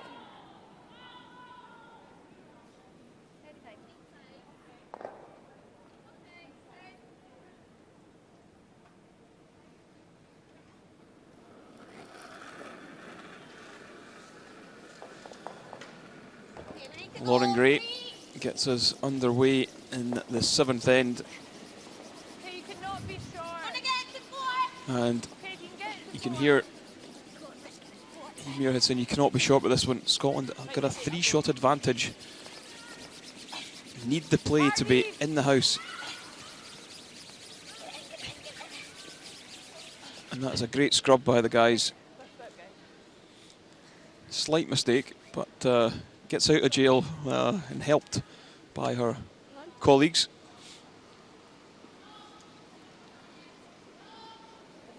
Well, it's been a pretty one-sided game, hasn't it, really?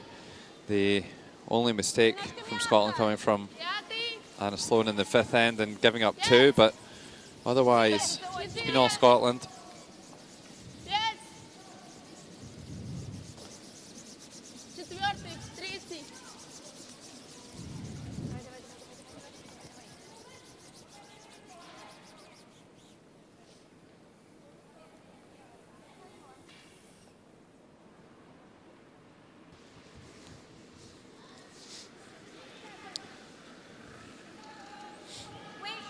So the corner guard there from Russia, and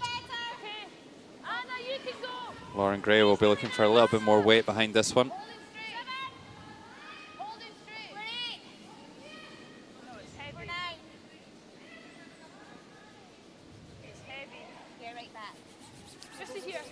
Oh dear.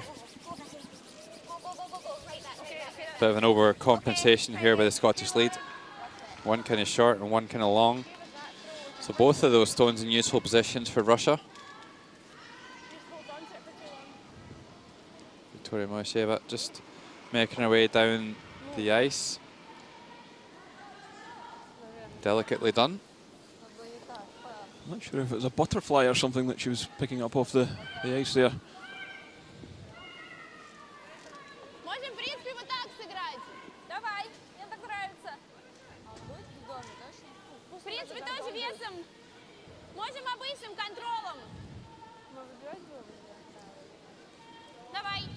Well, I'm not sure this is the time to be throwing takeouts, Kenny. No, I think you throw another corner guard or you play in behind, so. And maybe just showing a little bit of naivety. Like we said, it's our first opportunity to play at European Championships.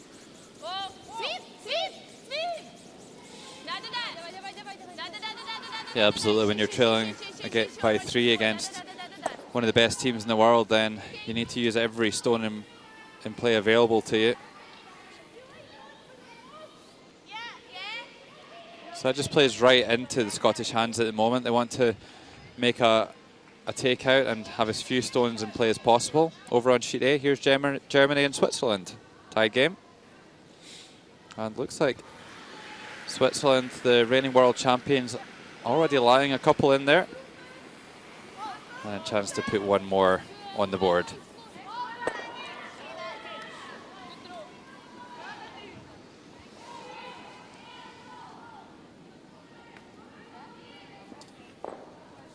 The Super's backing right off this. And Pia-Lisa Scholl sees that one through, no problem. It's been a bit of a mixed bag this week for Binja Felcher. Almost looks a bit perplexed. 6 ends there, it's 5-3 to Switzerland. Back in our featured game. Russia electing to throw the freeze at the back of the house here.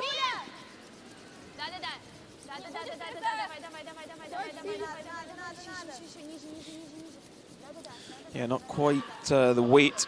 Tried to sweep that one down on top of it. I think we'll just see Scotland peel that centre off. We'll try and drive it back onto the one in the house.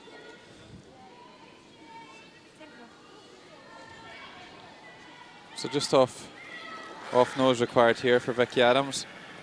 So good at throwing the high hard one. Must be pretty close. Oh, just misses the second yellow.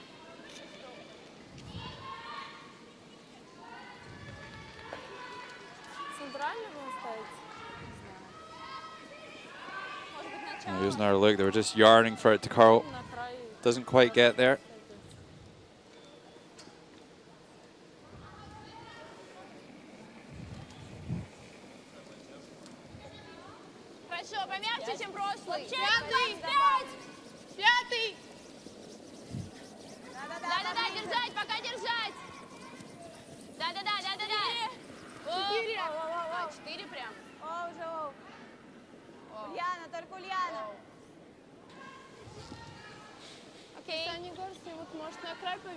So Russia throwing a guard this time, now that they're in shot position.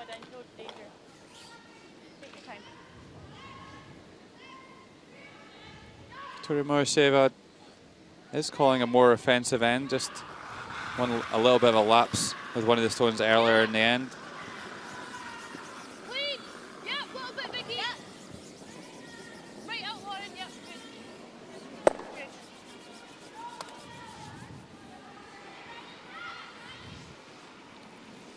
And a stone just peels the guard.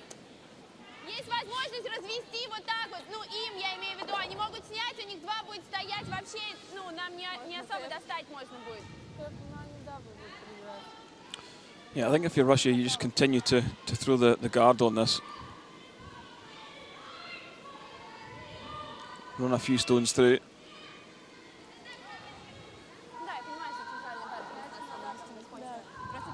Well, just while we wait for Russia to work that one out.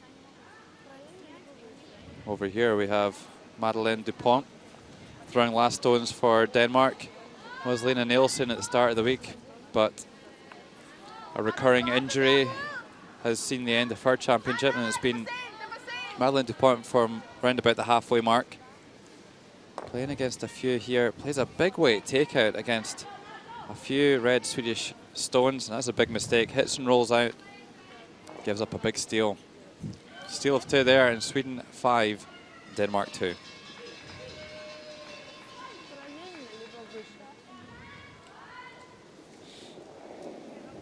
Back in our featured game. Looks like Russia deciding to split the rings here.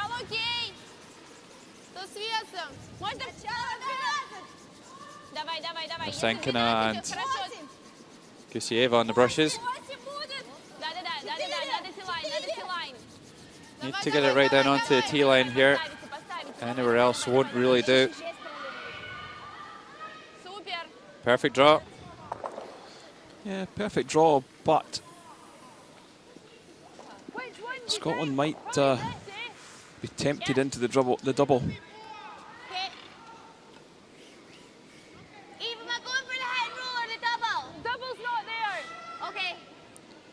I don't think the double's there. More than likely because of the red behind it, in case they jam it. I think so. Yeah, and great sweeping here from Marsenkina and Gusieva, getting that one down into the perfect spot. Russia lying first and third position there. I just want to see the distance. Yeah. Double's not there. No, that's fine. We just want to do that. I think normal just if we split that, it's not. We'll take this is probably pretty nice. So I think we just keep our weight up. I probably quite like taking that. Coaching bench look on. I'm a little surprised that they're taking the centre one here, Logan. I think I probably would have preferred to take the outside one. Okay, just normal. Go for the Well, for me, the thing is when you go for the centre one, Kenny, if you don't get it quite right, then you're giving the opposition more opportunity to create greater separation on their two stones. So they could be hitting the wide one here and creating a better angle for a double takeout in the next few shots. So here's Anna Sloan with the takeout. This looks very tight. We're right behind this sheet. And as you said, Kenny, that was the one to be wary of. Big mistake, and perhaps Russia can bounce back here with a multiple score of their own. Yeah, big mistake from Anna Sloan. She knows that's a key shot here in this seventh end.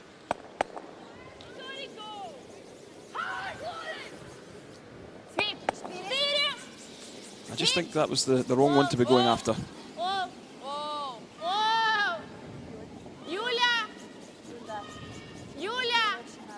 Well, this one needs to curl a lot as well. Chips it off. Once again, Anna Sloan off the hook here. Well, this looks like a very makeable double. Nice angle between these two yellow stones, but half stone contact required.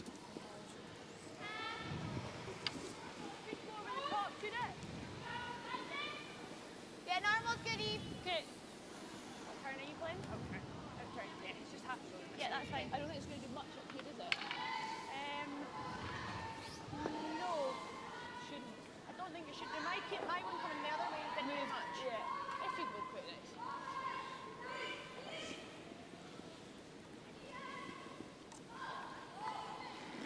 So Eve Muirhead always one for playing the big shots. And here's a big one here. Yeah, we are right in behind this sheet, Logan. It looks really nice at the moment.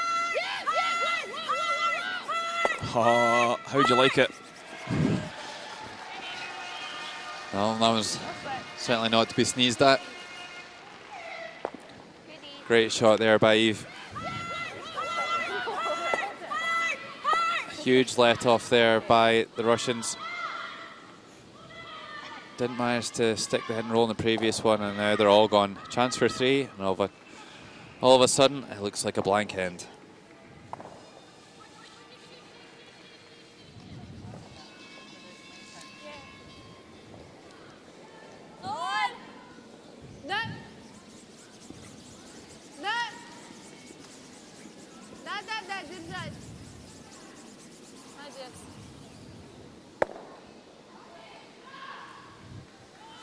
So the takeout is made.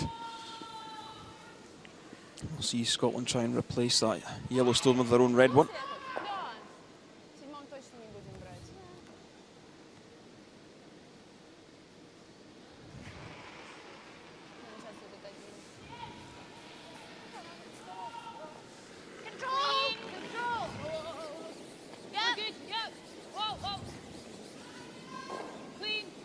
Yeah, we're pretty happy with this one, just giving it a nice clean all the way down. Nice controlled weight onto the button. I made sure I killed it anyway. Good. That was fine. Good. Yeah. So this will be the final stone of the seventh for Victoria Musayeva. This one looks right down the throat at the moment. Oh, is that a mistake? It is. Oh, they are going to be absolutely devastated with that one.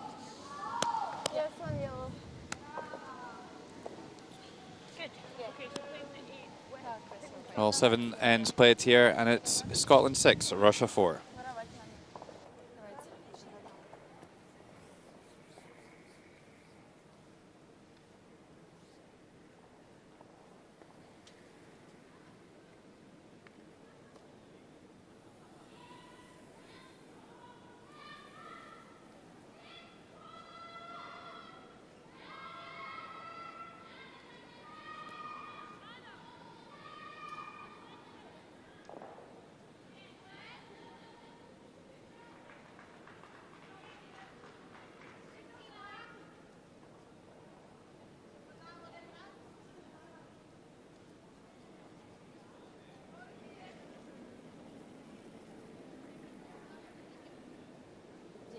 Пятый. Шестой.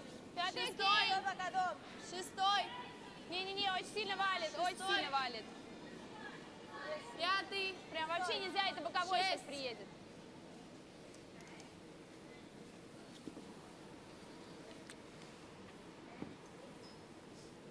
Eighth end, session 9, the 2016 Gruyère European Curling Championships, live from the Braehead Arena in Renfrewshire, Scotland. Logan Gray and Kenny Edwards here, guiding you through this final round robin game. Scotland leading by 6 shots to 4, with just 3 ends of regular time remaining. And hard to see past Scotland remaining undefeated here, Kenny. Yeah, Scotland fairly dominant in this game. A couple of errors from Russia. You've got to say, if Scotland can maybe just up their game ever so slightly, you wouldn't expect this game to go much further.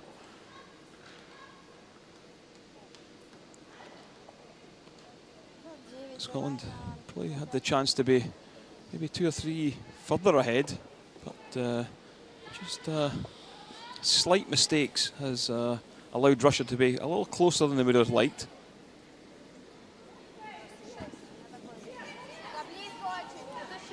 She'd be Czech Republic and Norway. Tight game there. Czech Republic lying heaps of red granite in there. And Christian Skaslien fighting for Norway's European Championship lives. A loss here would put them into the B group. And facing 4, needs to find fully into the forfeit for 1. Oh, and this one's heavy. No communication there whatsoever. You've got to feel they could have swept onto that wide one there. It's a steal of 4 in the 7th end. And Czech Republic now leading by 7 shots to 3. Line's really good. Scotland, Norway. A wee bit lighter. Lauren Gray drawing another one out to the wing here. Hard, hard, hard. Good. I got a lot slower than that. Well, not a lot, but quite a bit. Okay. So I don't know if it is. Control.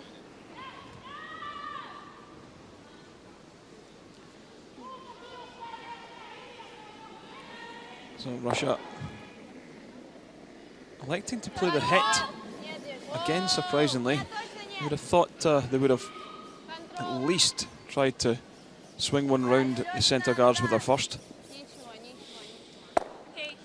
And if that rolls out of play, it's a big mistake. Scotland straight away after them guards.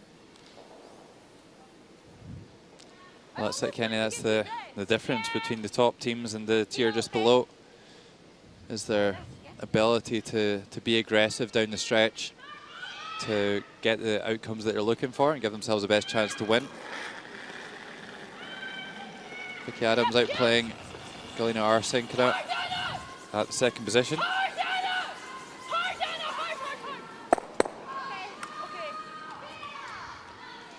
Yeah, they were looking to try and take that one across the face, but it stuck it.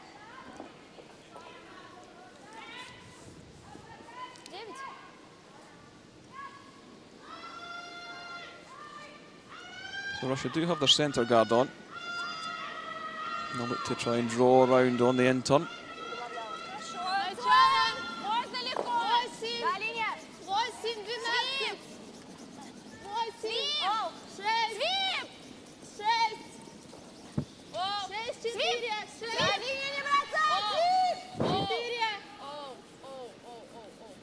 This one nicely played though.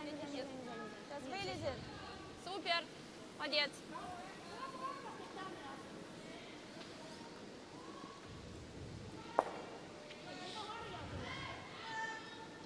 Well, Scotland are just really running the game home now. Yeah, taking this one on the out turn. Don't want to push that yellow towards another one. Haha, great shot from Vicky Adams.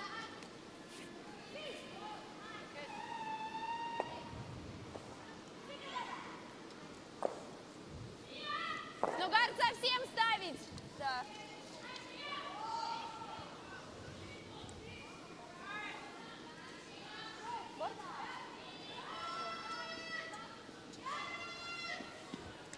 So again, a little surprised that they're playing the takeout. You would have thought they would have thrown the guard on this to try and steal here in 8. They don't have last stone advantage.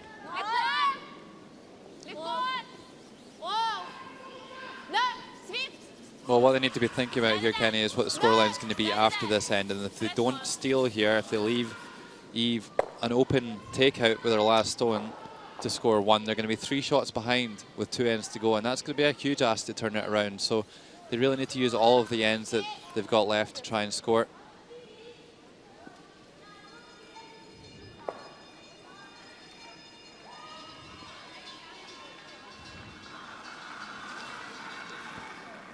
Well, Vasileva actually getting the better of Anna Sloan at 3rd. Just a couple of wayward hits costing Anna, really. Okay, whoa, whoa, whoa, whoa, whoa, whoa. So it's like a better one here. Nice throw.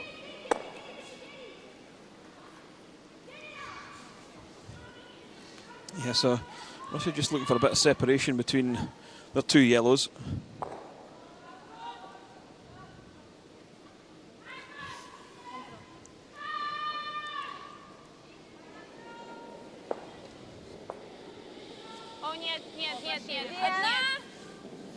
And this one looked as if it was popped a little high.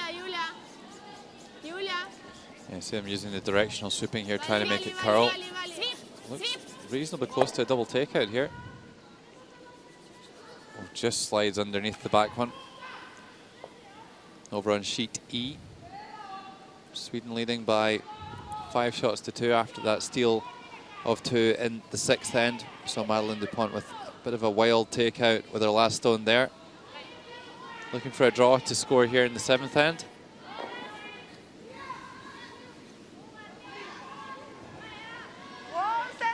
Yeah, drawing against 2.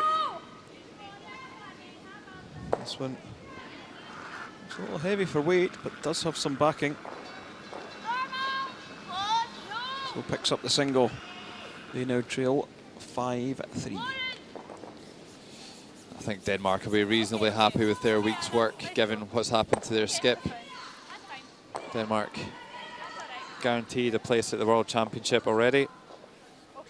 And also, of course, keeping their place in the A group this week. So I would put that down as a pretty good week, all things considered.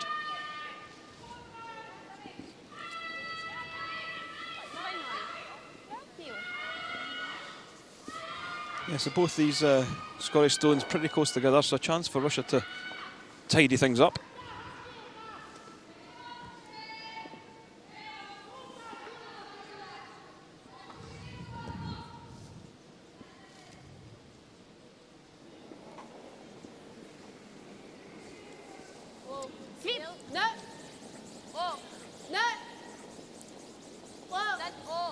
How's this one looking? Oh, nice double. That was a little bit more difficult than it looked.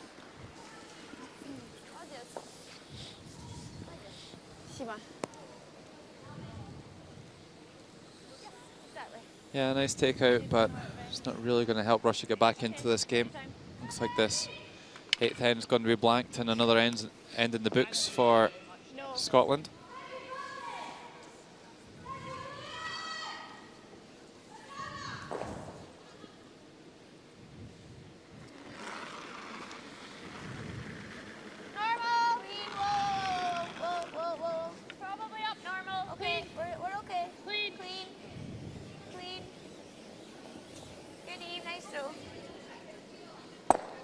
Yeah, so straightforward takeout for Eve Muirhead. You're going to think Russia are going to have to go all out in this 9th end to try and make something happen. That's been the real difference there, the stats between the two fourth players. Eve Muirhead 24% up on Victoria Moisheva.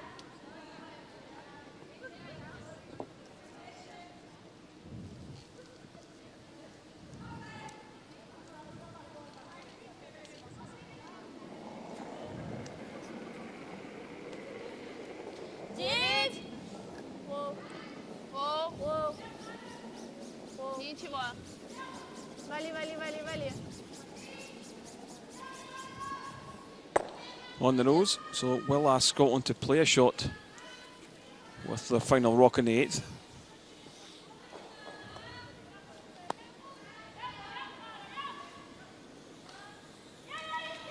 I don't think we need to take much ice. You guys will have to sweep it back. Yeah.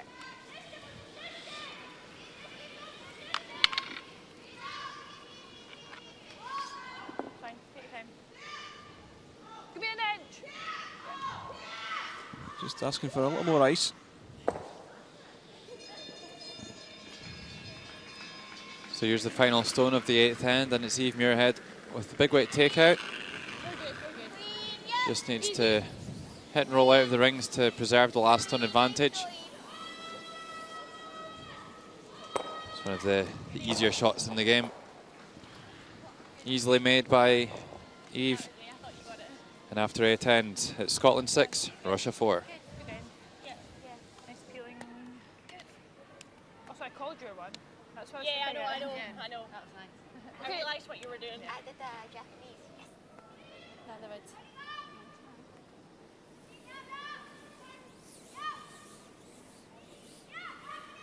Just a few short years ago, Las Vegas first emerged on the world's curling radar.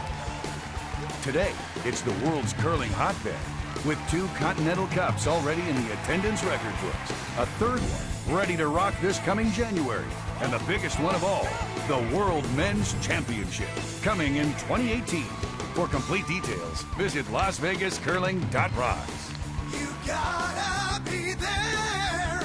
Las Vegas rocks.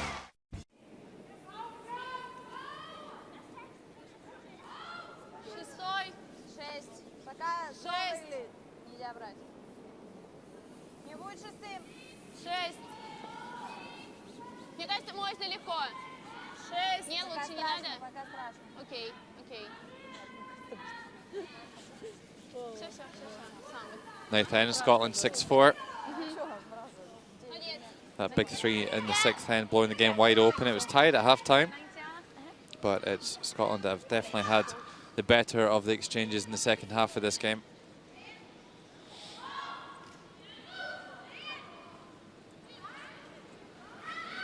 Can you see any way back into this one for Russia, Kenny?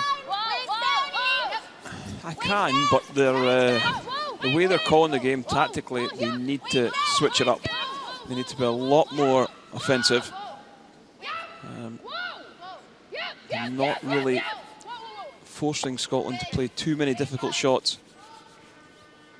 12.5, really good. Well, that's not going to help Russia's cause at all. Nice tick shot there by Lauren Gray. So it moves the Russian stone into the house, so that can be removed next time.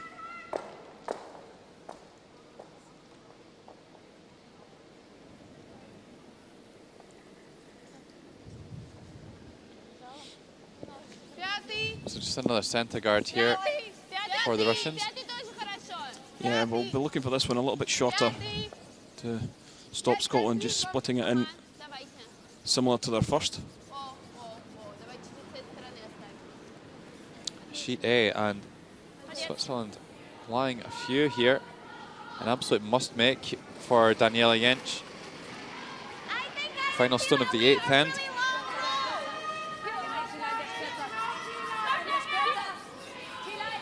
Germany on 4-4, already guaranteed the spot at the World Championship. Needs to get past the top yellow here. Oof. just sneaks by and keeps the game alive. It's a score of 1. Great sweeping there by the Germans. And after 8 ends, it's Switzerland 5, Germany 4.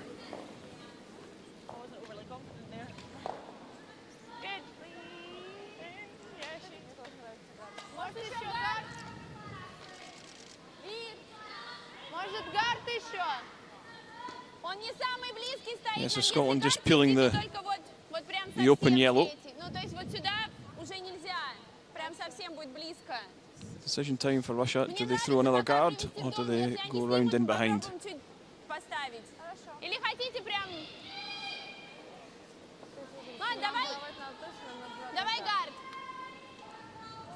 I think the temptation is always to throw another guard, but realistically it's just about getting your stones in line and sufficiently separated so there's not an easy double takeout. So that could be on the button, could be just over the hog line.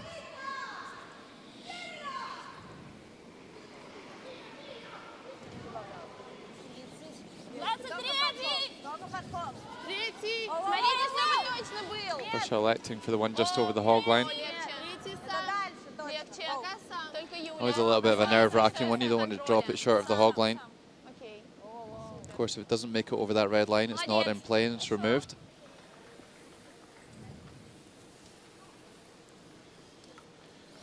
Yeah, I think we'll see Scotland just go for the single peel on this one, not overcomplicate it.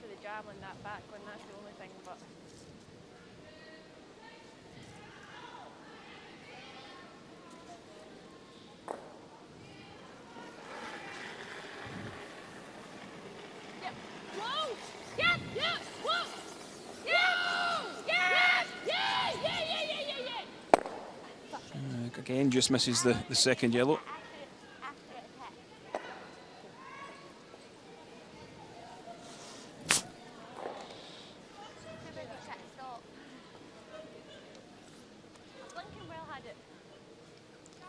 So looks like the same shot again here for Arsenkina.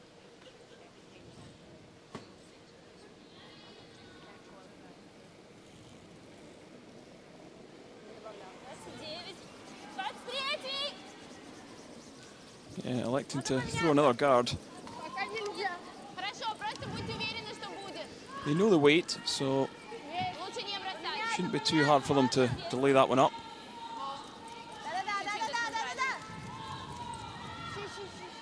Well, just sneaks over the hog.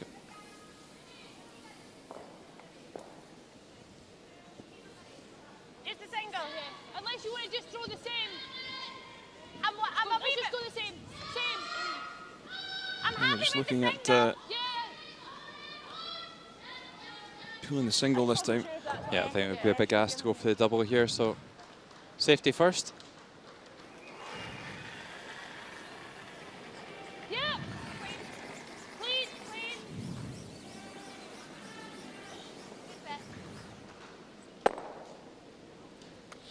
Yeah, makes it. I think I'd probably continue throwing the guard because they know the line, they know the weight. Then when your skips first, you go round.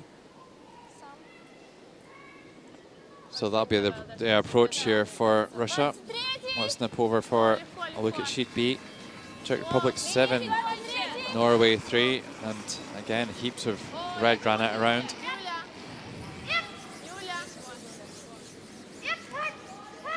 So a run back here for Christian Skazlian.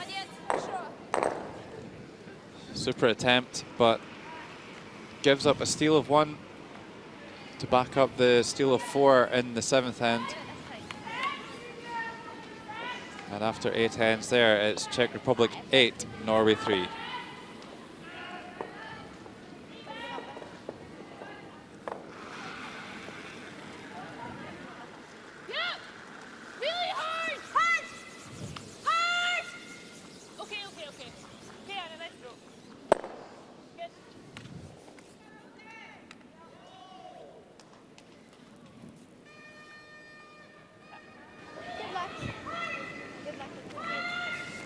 So it is handshakes on sheet B. Czech Republic finishing off Norway with that steal we just saw. And a final score there of 8 shots to 3. So Czech Republic will go to 6 wins and 3 losses. And if Russia were to lose here, Czech Republic will pass them and move into 3rd position in the playoffs.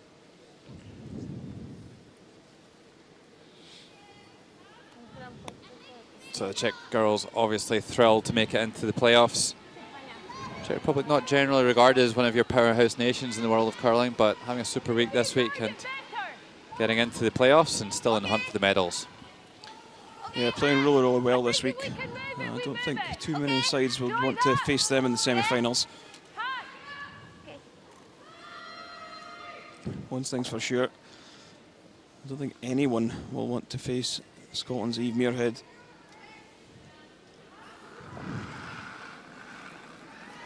Looking for a 9th straight win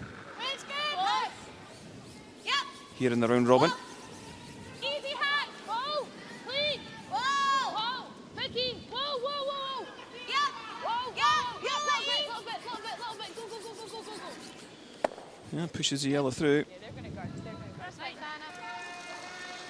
You've got to think that Russia have got to go for this now. They've got to swing one round top of the fort.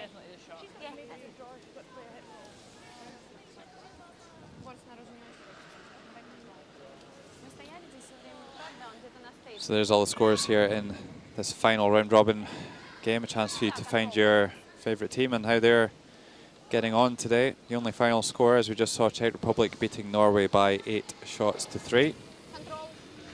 And a couple of close ones out there.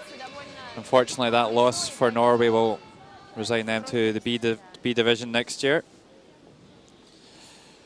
And the 4 teams in the semi-finals all confirmed. Scotland up top, looking like they're going to go undefeated. The order could still change. If Russia lose this game, they will drop to 4th due to head-to-head results. And the Czech Republic would move up to 3rd.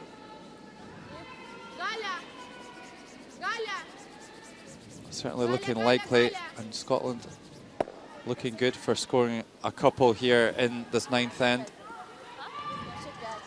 Still 3 stones to come here. Well, I think we either go for full roll or show a half, then we can use it. I think go for show a half. Then she's got a choice to make and we can always use it. Okay, just go control. Yeah, so just electing to play the hit and roll. Just a half roll this way. Okay. Nose is not terrible, but if we can get half a roll, then I can always use it. Plus, she's got to make a choice whether she's going to chase us or not. Gonna hit her draw again. Okay, control? Yeah, control's good.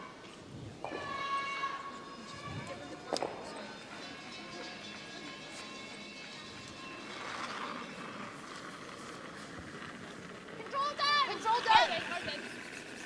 Whoa. Control. We're close. Other way. No. Whoa. Close. Yep. So how's this one looking, Lauren? I think it's pretty good. Whoa. Right, Lauren. A little bit. Whoa. A really nice shot from the skip there. That's exactly where they wanted to put it. Spoke about kind of showing half, but obviously covering the inside edge, so it'll be a difficult takeout here for Moiseva, not to leave an easy takeout. Yeah, I think the call is to swing one round to the back of the forefoot where they could still sit shot, but Scotland could either follow it down or drive that red up.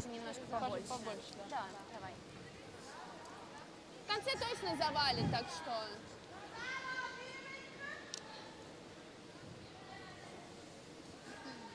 4 за. 8-5. So Russia putting the game on the line here. Need to steal desperately in this 9th end. One of the reasons that shot there from Eve was so good is that it can be used by her as well if Russia did manage to steer one in behind.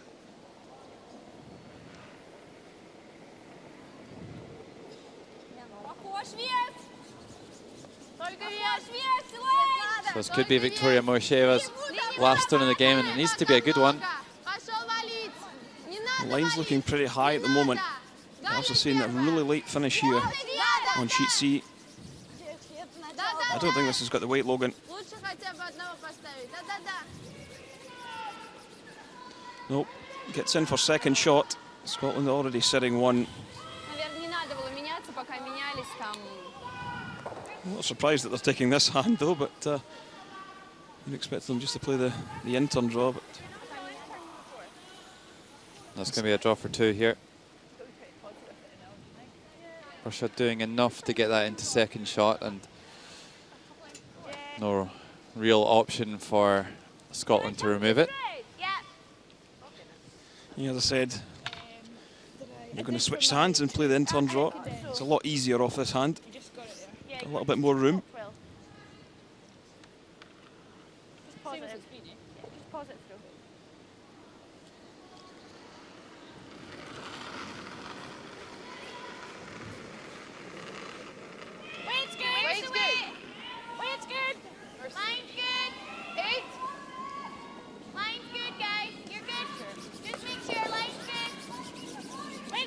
This one looks pretty nice, and I'm sure you'll see the handshake from Victoria Musayeva.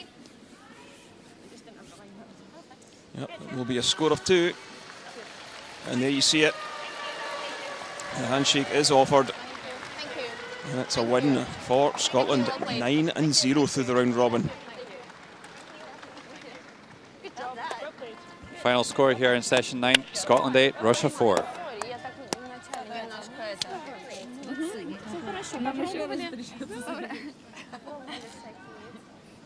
Same place. Is that what it is? I think so, because Czech won there. No, yes. Because we won. Because we won. Does it not depend on one out of Czech and Russia in there? Yeah, Czech won though. So they go above Russia. Russia needed to beat us. Oh, sorry, right. I'm pretty sure that's right.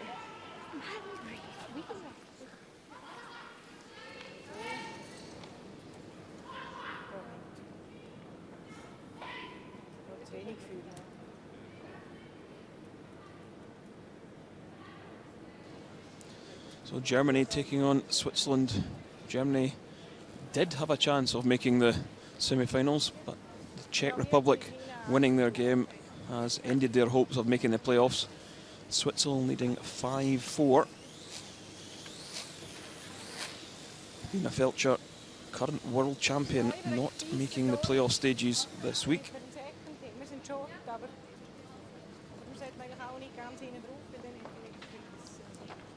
Only 3 wins to their name so far. Do have a chance to score a few in this end.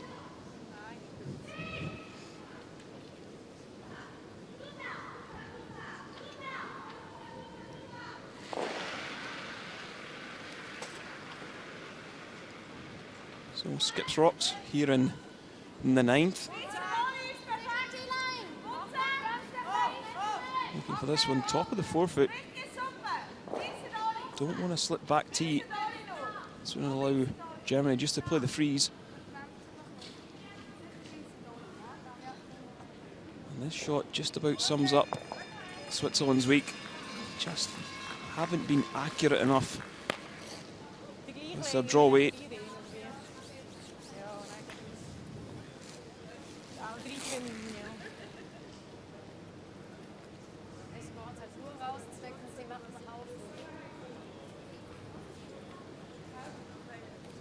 Germany playing red stones, Switzerland yellow. And Jaliensch skip for Germany. This will be her last stone of the end. Also nicht Nase, Nase ist nicht gut. Hier innen versetzt. Dass der auf jeden Fall von den beiden aufgehalten wird. Ticken nach innen versetzt. Nicht, ja, nicht machen. Ich glaube, wenn du genau reinkommst, müsste es reichen. Ja. Sollen wir einen Ticken weniger Eis geben?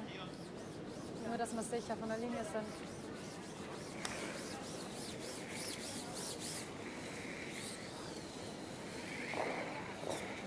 Ticken weniger. Ja. Wie länger hat er gepasst? Okay. Ja, ein bisschen kürzer, jetzt müssen wir nur wissen, dass er dann mehr reißt, weißt? Dann müssen wir halt mehr dranbleiben. Ja.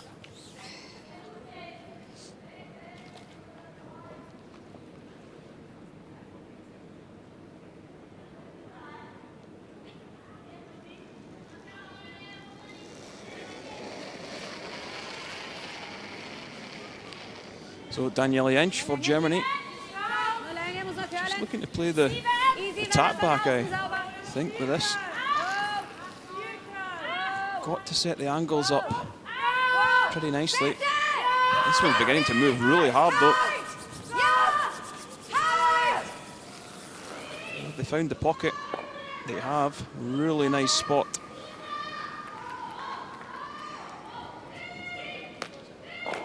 So how does Switzerland get shot out of this?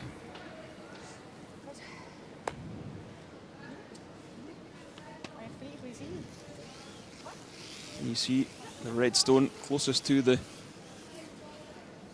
button.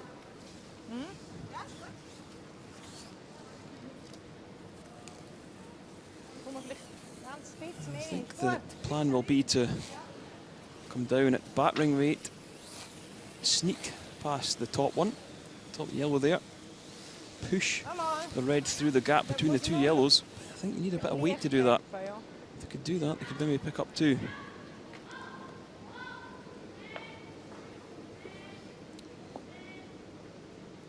Another option would be to drive that yellow right back onto the face of the red at weight. But, this is probably the easier of the two shots.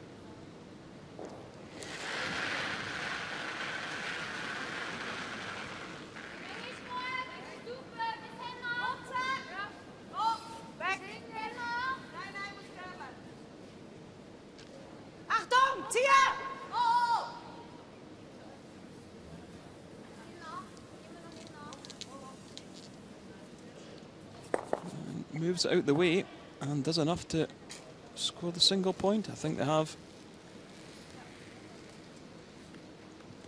Or are they going to measure it? No, it's going to be a single point to Switzerland. A really nice stone from Bühnefelcher there.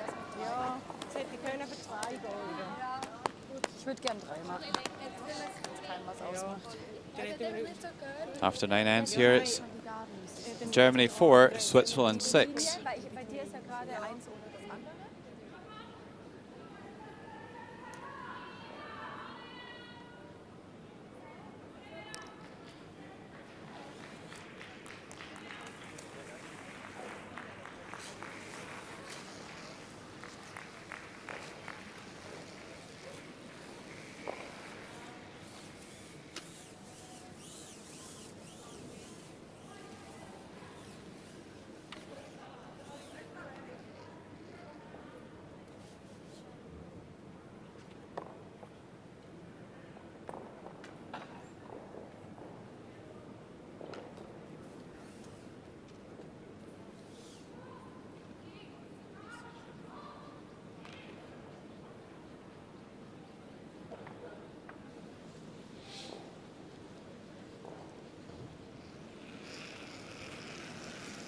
So here's Carol Howald out on the ice.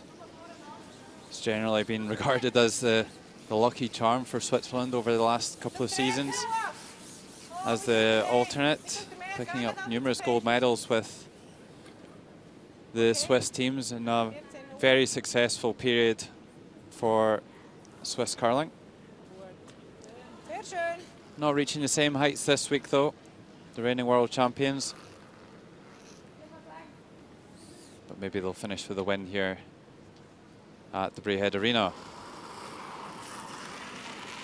Germany trailing by 2 coming home here.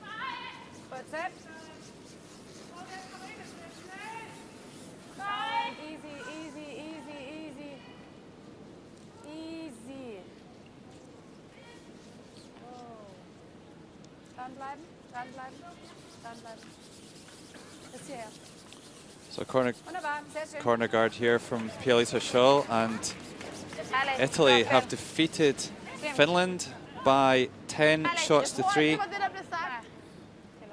And I'm assuming by the reaction that means that Italy will remain in the A group. They'll finish 8th and still have a chance to go to the World Championships as well. And that confirms that Norway and Finland will be relegated to the B group.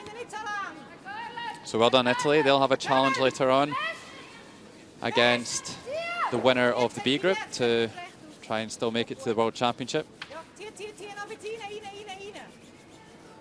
So this is how it looks. Italy, there you see 2 and 7. Finland and Norway just 1 and 8. They'll go down. Switzerland just playing for pride, really. But our 4 semi-finalists all confirmed. Scotland against Russia in 1 semi-final, and Sweden against the Czech Republic in the other.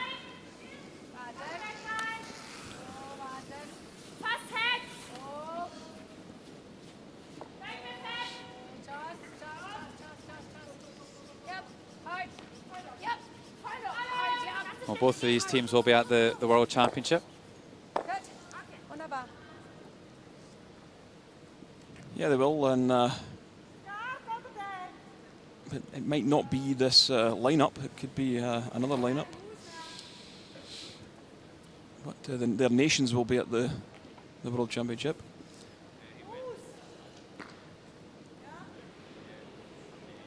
Yeah, different nations doing it in different ways to nominate their representative team. Here's Franziska Kaufmann, the 29-year-old second player for Switzerland.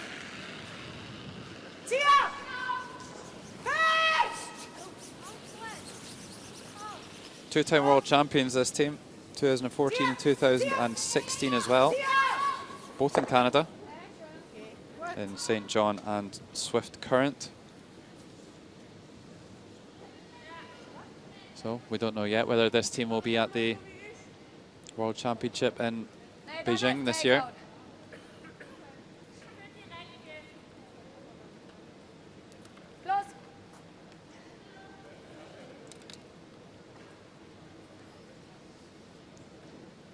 Seems to be reasonably settled the last couple of seasons that Daniela Jentsch represents Germany. So you can probably expect to see her in Beijing. This is Josephine Obermann. Playing in our first European Championship since 2002. The only time she's played. Came 7th that time.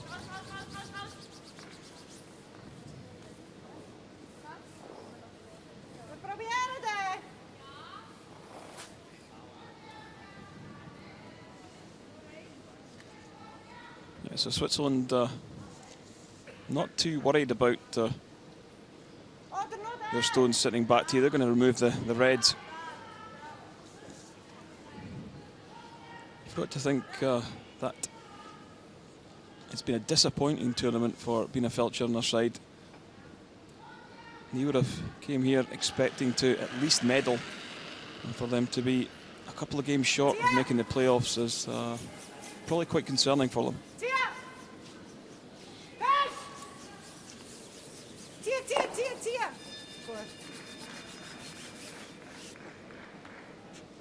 Switzerland having 2 or 3 teams they could send to a championships that could medal. Backline. Yeah, it's a very strong period for Swiss curling. Yeah, I think they won the last 3 out of the last 4 World Championships.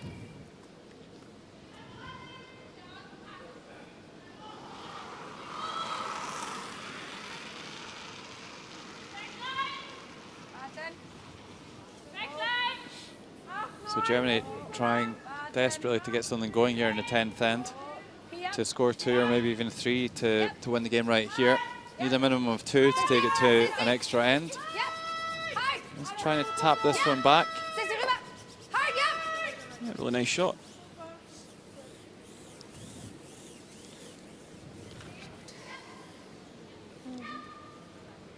Just goes to show you don't always have to have guards out front to create something. You can use stones within the house to draw in round behind, bump things back off tee.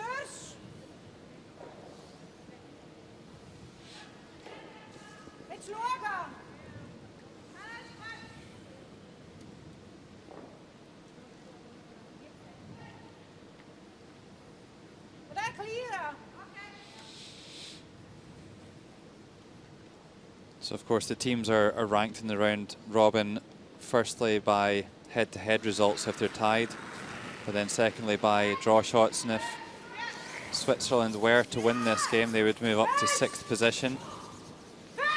And Germany would move down to 7th. Denmark, Switzerland and Germany all tied on 4 wins and 5 losses, but they're all just coming down to the draw shots. They've all beaten each other in the head-to-heads. But all of them safely into the World Championship.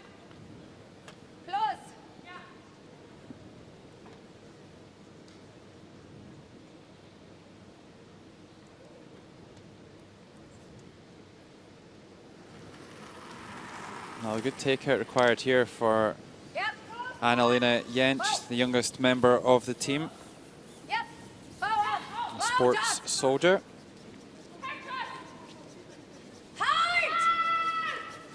Playing in her 4th international championship. Well, leaves these 2 red stones side by side, and that should be a straightforward takeout here for the Swiss.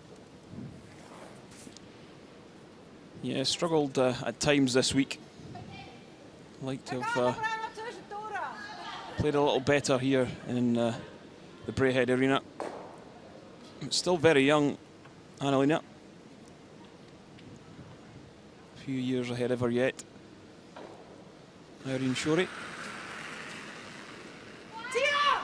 90% in our takeouts today.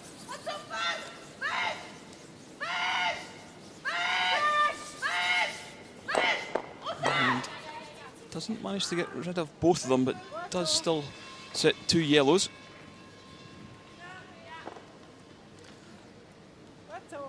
Just spotted Carol Hubbold is on at lead for Switzerland.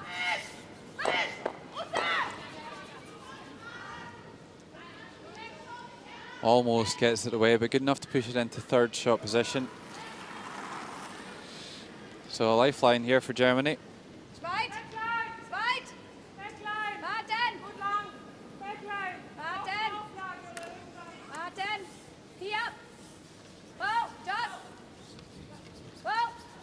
Germany looking to draw one in behind. Bumps the yellow back. It's a nice shot, but still leaves a relatively easy double, even if you hit and roll to the face.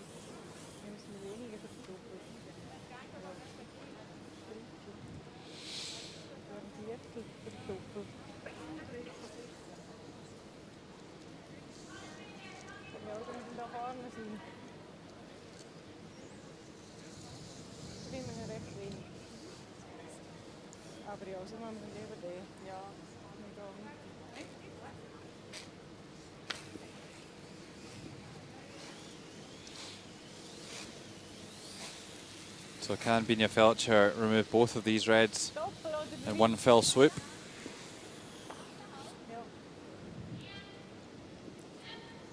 If Binia-Felcher was on form, you'd expect her easily to make this. But an out of sorts Swiss skip has really struggled to make progress in this tournament. Now here comes the big weight.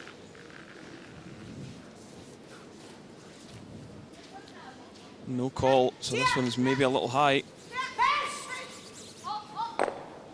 Going for the hit and roll, that's a great shot. Oh, well skipped there by Irene Shorey to judge the sweeping.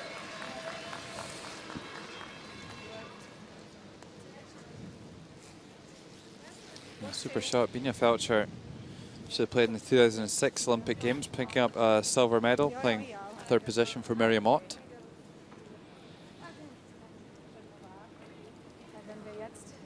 Well, now Denmark, Germany have a lot of work to do here. It's difficult to see how they can free that red up and score 2. So they may have to find another way.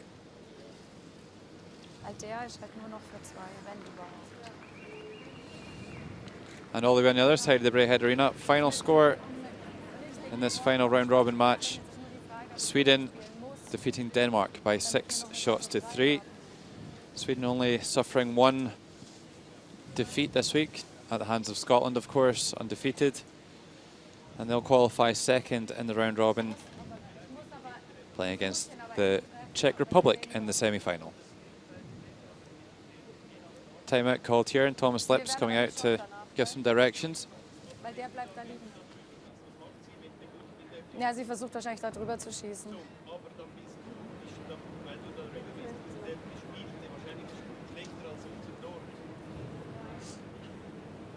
Also den will schon bis da hinten drauf.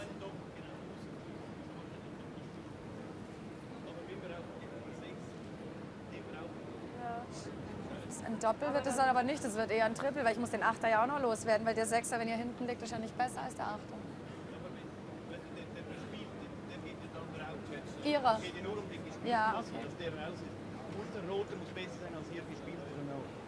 Okay.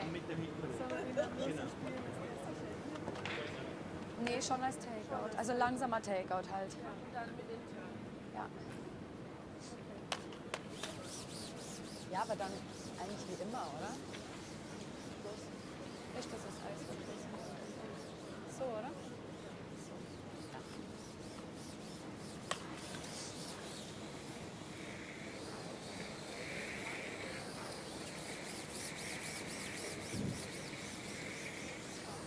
So I think the call was to just bump this yellow back at around battering weight on the nose.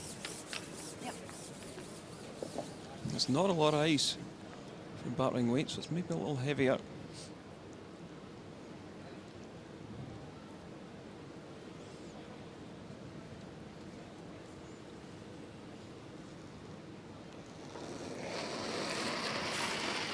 Daniela Jensch, 34-year-old. Yeah, big sister of the third player, Annalena. Playing in her 4th European Championships. Never finished better than 7th. It's a hit and roll in behind.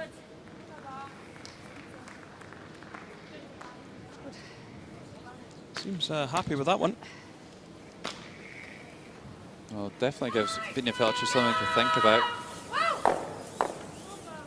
And importantly, managed to keep that back red sitting in 4th shot position.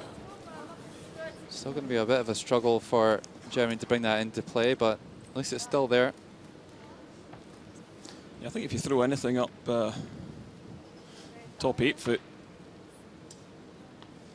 just to the right-hand side of the centre line, you're just blocking it ever so slightly. There's nothing there. Even if you throw it up top front ring, there's no shot.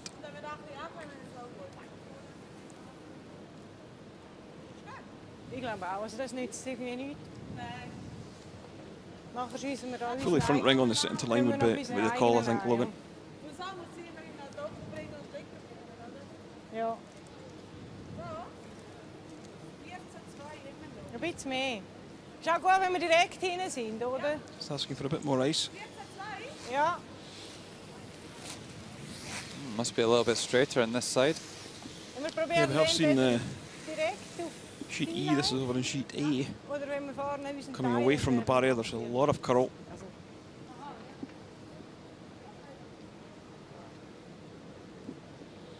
Well, only really just taking 2 feet of ice.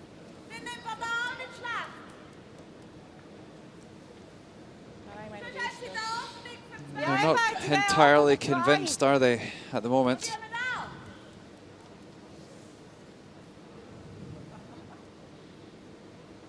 Vinja Felcher's sporting hero is Glenn Howard. Well, he's here this week. Maybe a little bit starstruck, and that's why they've not performed.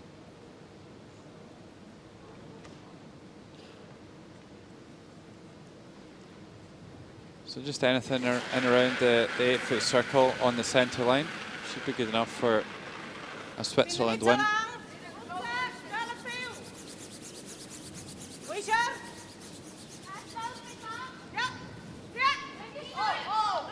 Yeah, I don't want to put this one top of the 4. There might be a triple left in.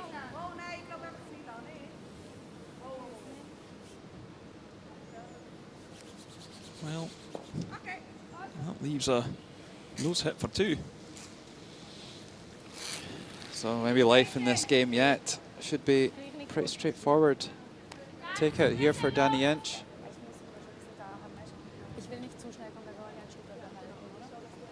Yeah, Switzerland's draw weight this week has been woeful, really.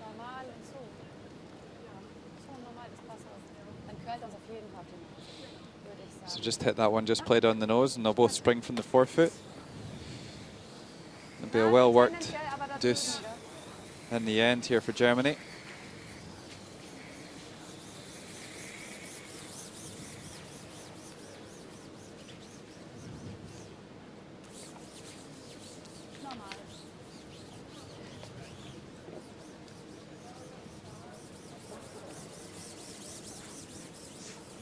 Yeah, taking pretty much just off centre ice.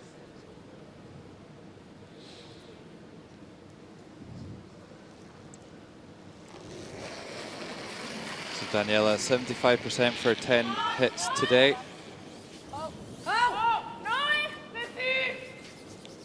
Trying to make this one curl a little more. Can't afford to touch the red. And just overthrew it, and it's going to be a steal of one. And Switzerland pick up their 4th win of the week. 7-4 winners over Germany. So Switzerland will finish the round robin on 4 wins and 5 losses in 6th position, and Germany will finish in 7th on the same record. Nice to finish with the win always.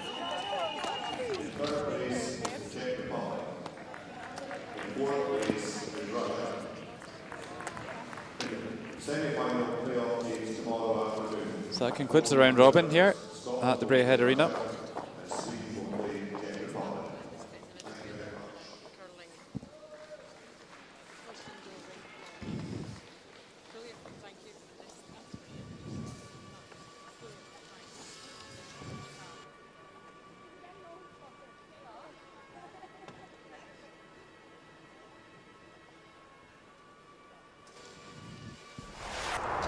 Scotland versus Russia. 6th end. Scotland's Eve Muirhead needing to be in the 8 foot. Already sitting 2. A draw for 3. And the experienced skip through this one really nice. As this drifts down into the 4 foot. And they took a 3-shot lead. 7th end. You see Scotland sitting 1. Victoria Musaeva trying to peel this one out to blank the end. This one over curled right onto the face. And they would pick up the single point.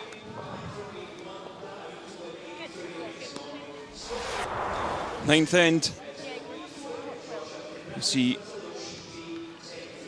Scotland sitting shot in the 8 foot, and Eve Muirhead throwing another one down in here.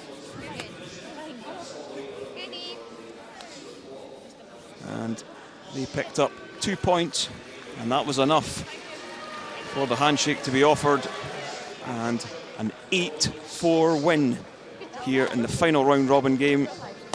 They sit 9-0.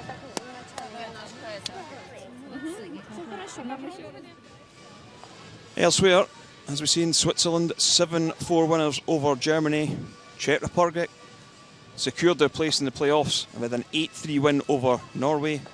Italy 10-3 over Finland, and Sweden 6-3 winners over Denmark. So here's the standings. Scotland a perfect record, 9-0. Sweden 8-1. Czech Republic and Russia 6-3. So a poor week for Italy, Norway and Finland. They'll have to fight to hold their place here at the European Curling Championships A Division.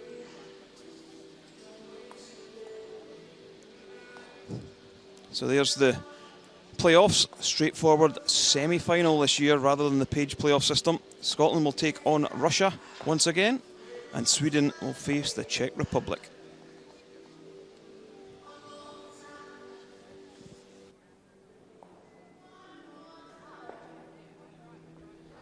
Eve, congratulations on a great round robin. How important was it to finish with a win?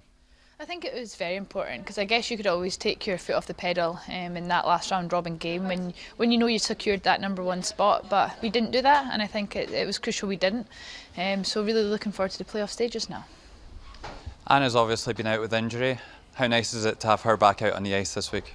Oh, it's great. You know, it's been a bit of a roller coaster end of last season and start of this season with people coming in and out, and obviously Anna suffering from injury. But obviously now she's back in, she's fighting fit, she's worked really hard to get to the position she's in, and she's playing great out there. Quite a bit of downtime between now and the semi-finals. Any plans?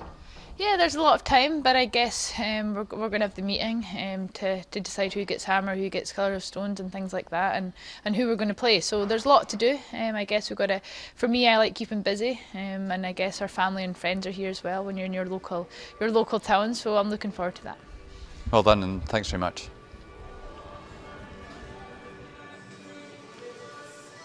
So a convincing win for Scotland's Eve Muirhead.